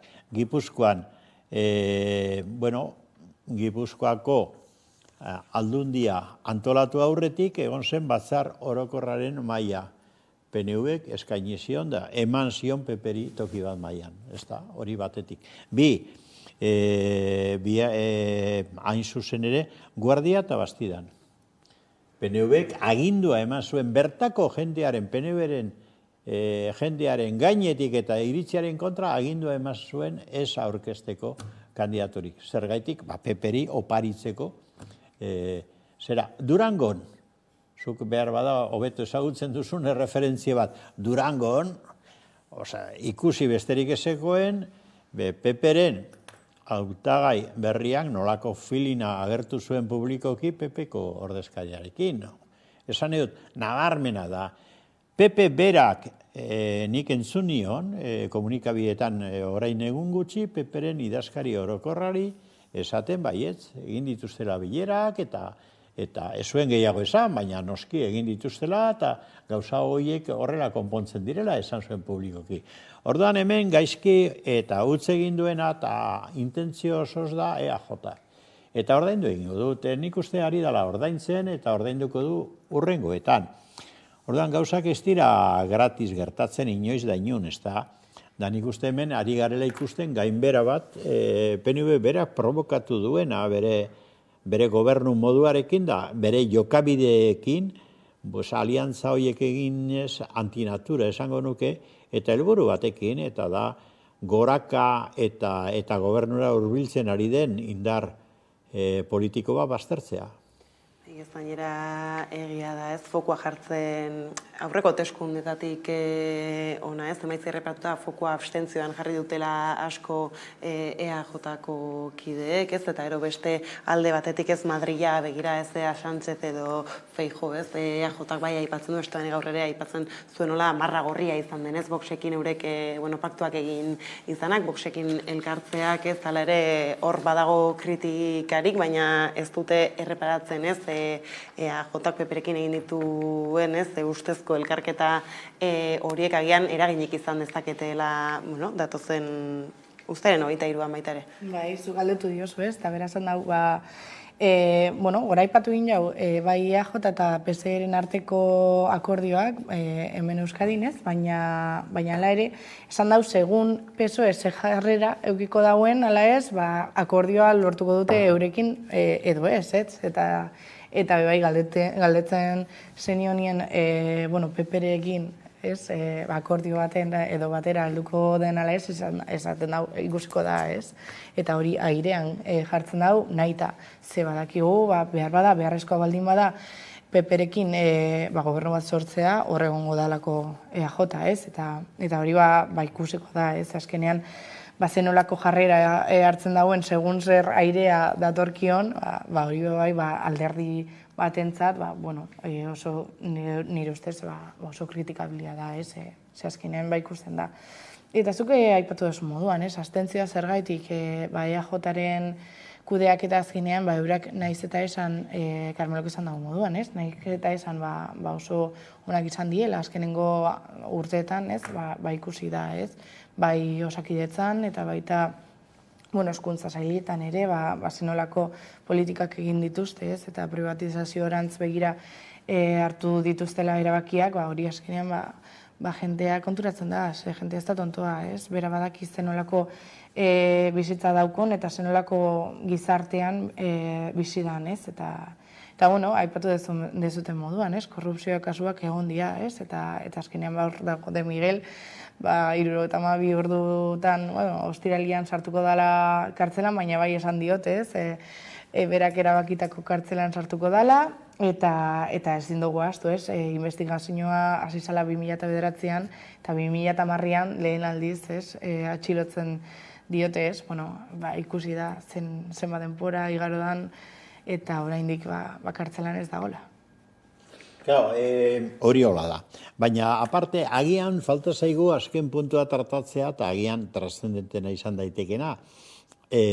Hori ez da hemengo inkestan neurtzen, baina estatu mailan ari dira inkestak egiten eta galdera da, nok irabaziko ditu. Nok osatuko du gobernua, estatuko gobernua uztailaren ondoren, hauteskundeen ondoren. Hori da galdera nagusia, ze panorama alda daiteke modu serioan, hainbat arlotan, ez da. Eta gaur bertan, El País egunkariak dakar, lehenengo herrialdera, Feijóoren, hau da Peperen jarrera bat, esaten du bai, gu bosekin akordioak egingo ditugu gobernua osatzeko. Zergaitik esaten du halako atrebentzia handiz hori? Bueno, estatu mailan egiten ari diren prospekzioak eta inkestak beraien aldekoa direlako. Hau da, estatu mailan, hau da kontuan hartu behar dugun zerbait, beste beste sumaren auleziagatik, PSOE bera ere ikututa dabilelako, eta gero PP eta Vox, bereziki Vox, goraka doazelako, egiten den prebizioa da, PPek irabaziko ditula, Voxekin batera gobernua egiteko moduan. Orduan, hori da datorren panorama. Panorama horren aurrean, galdera oraindik larriagoa eta sakonagoa izan behar da. Bueno, Euskaldunok Madrilera joan zertara, zer egiteko joan behar dugu Madrilera. Hau da, ze garrantzi dauka Euskaldunontzat hemen lortzen den emaitza, adibidez, Bilduk edota EAJak lortzen duten emaitza. Posible da pentsatzea alderdi abertzale deitzen diren horien artean adostasun maila bat egotea eskuin eta eskuin muturraren aurrean defentsa antolatzeko, hor dago galdera larria. Nik ez dut ikusten posible. Bereziki EAJaren jarrera, ikusten dugunez, ia fanatismoraino Bildu baztertzea delako, eta ikusten dutelako etzain modura, hori harrigarria da, baina etzain modura ikusten dute, eta deabruarekin elkartzen dira, hau da Peperekin, Bildu gelditzeko. Ordan, hemen arazoa da, zertara joan daiteke EAJ Madrilera. Euskal Herria defendatzen eskuin muturreko alderdi eta gobernu baten aurrean, ez dirudi. Beraien, azken aldian bezala, beraien interes partikularra defendatzeko. Partikularra dio personalak eta alderdikoak. Tamalez hola da, ez da? Eta gero galdera luzatu beharko genuke, eta Bildu zertara joango da Madrilera. Begira, azken aldia joan da batez ere, errebindikazio parzialak egiteko arlo sozialean. Bere garrantzia dute, baina hemen nire ustez, arazo nagusia are gutxiago, eskuin muturreko gobernu bat osatzen bada, arazo nagusia ez da hori izango. Gaina oso margen laburra emango ditu, ze horiek maila sozialean atzeraka datoz. Arazo nagusia izango da nazioa bera, naziogintza bera, Euskal Herria bera. Badago hemen indarrik eta jarrerarik oraingo alderdi politikoen artean, oinarrizko akordio bat egiteko Euskal Herria defendatzen, hau da, nik uste benetan, eta hola dio, nik uste bai Bilduk berak eta bai EAJak bereziki hoiek, bertoko alderdi bezala, aldatu beharko luketela norabidea erabat. Eta zentratu naziogintzan, hau da, Euskal nazioaren, Euskal Herriaren defentza, oinarrizko defentzan. Eta hemen sartzen da, ez bakarrik etxe bizitzen prezioa, edo ez bakarrik osasun sistema publiko, oso garrantzitsuak, bertokoak. Baizik eta hemen sartzen da, lehen esan dugun arazoa esate baterako. Ze egoera dauka Euskarak Nafarroan? Ze etorkizun dauka horrela Euskarak Euskal Herri osoan? Ze etorkizun dauka? Zein da gure kultura sistema, nola dago? Ze hezkuntza sistema behar dugu? Oraindik ere gogoratu ez dagoela akordiorik horretan. Hau da, ze norabide hartu behar dugu? Egon behar dugu negoziatzen Madrileko turnoko txandako gobernuarekin? PNV seguruen hori egingo du. Beti egiten du. Edo norekin hasi, euren interes partikularreko gauza negoziatzen. Bilduk ere hori egin behar du? Nire ustez ez. Norabide aldatu behar da. Eta are gehiago halako gobernua badaukasuan. Da hasi beharko ginatekeia prestatzen Euskal Herriaren defentsan, eta ez bakarri defentsan, aurrera egitean Euskal Herrian. Nire usterako hori da ondorio kualitatibo bat gaurti begiratuta hauteskunden aurrean. Nire usterako. Lau urteetan egindako bai Euskal Herria Bilduren edota EAJaren lana, Aitor Estanek esaten zugun lehenxago, Euskal Herria Bilduk EAJaren leku hartu duela Madrilen, ez dakite horrela erreferatzen diozuen. Ez hori esan dago, eta azkenean esan dago, EH Bilduren garrantzia azkenean Madrilen ez dala horren besterako ere, EAJaren lana, gora ipatu izan dago, ez ere normala da, ez azkenean hori nahi izatea. Eta egia da, bai egin bat, zentrau diela arlo sozialetan. Baina lortu dute bai, gauza garrantzitsuak, ez? Eta, bueno, Estebanek izan dagoen moduan, ez? Bera bi seme ditu, ez? Justo alkiler baten bizi diela, eta hala ere, alkiler lege edo etxe bizitzaren lege horrek gauza negatiboak ekarri ditula, ez? Donostian, eta bueno, nire ustez negatibo ez da jakitzea alkilerrak muga bat eukiko duen ala ez? Eta azkenean, ikusten da, ez? Egia da, Carmelok esan dagoen moduan, ez, biak bloke batean euskal eskubideak eta eskerreko eskubideak salbatzen edo behintzat bloke bat moduan jartzia oso zaila dela, ez Madrien, ze azkenean badakigu EAJ ez dela eskerrekoa eta behintzat EH Bilduk paper hori egin dauela ezker republikanarekin, ez, eta baina bai, nire ustez bai, Pedro Sánchez merezi zaio, ez, bai EH Bildu kontuan hartzea, bloke bat sortzeko, eskerraren bloke bat, eta behintzat zeozer lortzeko, azkenean sumar nire ustez ez daula hartuko nahi izan dauen pixua, eta hori Voxek bere ganatuko dau, eta bera Vox izango da, bai hirugarrena edo bigarren inkluso, indarra, ez, eta azkenean merezi da beste alderdi txikiekin akordio batera heltzea, eta ez dakit justo EAJ akordio horretan egongo da narela ez, baina egoten baldin bada, eskuma gelditzeko baldin bada, ongi etorri da. Bukatze aldera ez justu aipatza ere ez nola kanpaina orain hasiko denez, edo behintzate botoa eskatzeko unea izan ere kanpainak ikusi dugu geroz eta luzeagoak badirela hemen gurean.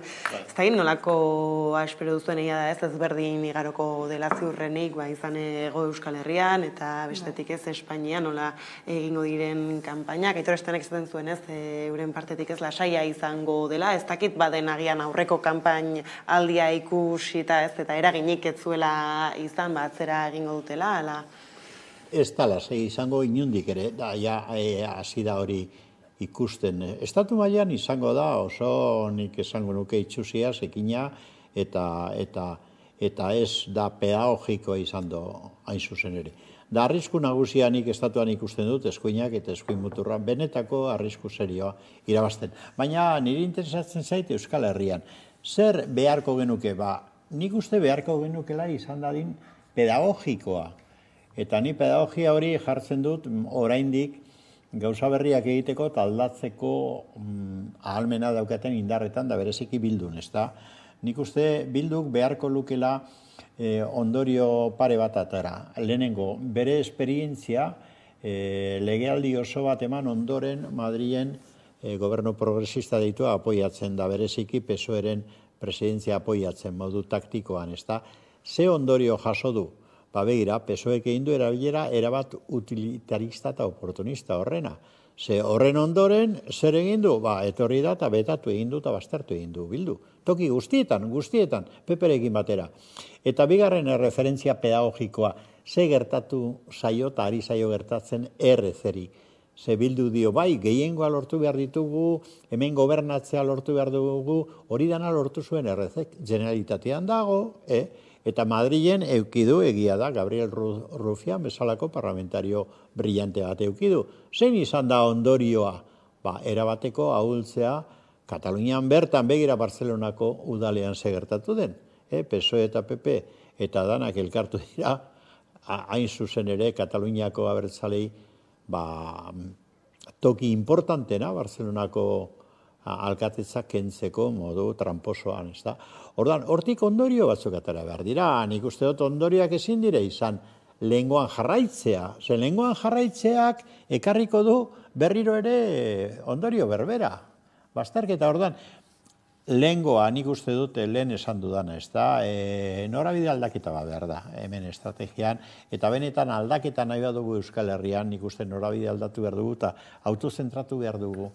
Indarra lortu behar da, botoak eman behar dira noski, baina norabidea gero praktikan aldatu behar da. Ezin dugu lengoan jarraitu, lengo fruitu berberak, hau da, bazterketa eta erabilera oportunista eta hori lortzeko PSOE-ren da PP-ren aldetik Madrin, edo PNV-ren aldetik hemen. Nik uste ondorio pedagogikoak erabili behar ditugula praktika politiko berritu batean. Zuk, Maialen bukatze aldera, kanpaina bira aurreikuspenik egiteko moduan bazaude? Espero dut, era tranquilo batean hartzea, azkenean, azkenengo hauteskunde kanpaina oso latza izan zen, ez? Eta bai Bilduren aurkako borroka oso zikinak egon zian, bai euren zerrendarekiko eta beste pare bat gauza gehiago ez. Nire ustez hau gehiago jarriko da bai Vox eta PP-ren den aurrian, ez? Eta behintzat eurak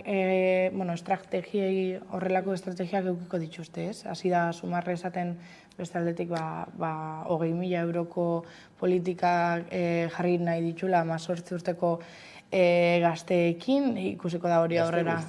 Guztiekin. Aberatzekin ere bai? Bai, hala da. Hori harrigarria da. Bai, eta batzuk esan dute guztiek aurrera sartzea da pobreek sentitzea eurentzat bakarrik dala dirua eta aber, mesedez, Ez dakitzen nolako hauteskunde kanpaina izango duen, ala ez, baina bintzat kazetarientzat interesantia izango da.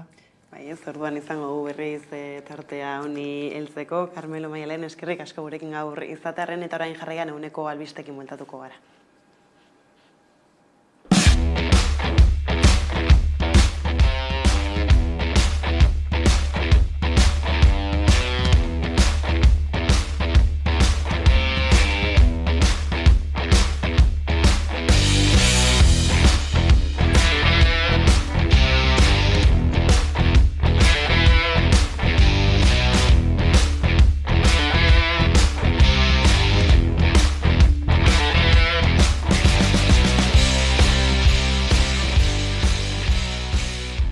Urritasun edo desgaitasun funtzional edo bestelakoak dituen personen gizarte batean, persona hauei gaitasunak eskaini behar dizkion gizarte bat beharrezkoa da. Eta horretarako inklusibitatea ezinbesteko kontzeptu bilakatzen zaigu. Norabide honetan lanean dauden egitasmo eta ekintza ezberdinak ezagutzen ditugu. Eta hain zuzen ere, horretaz arituko gara gaur. Erreportaje eder bat prestatu dizuegu, gainera solasaldi bat beti bezala gaiari erantzunez arituak diren personekin eta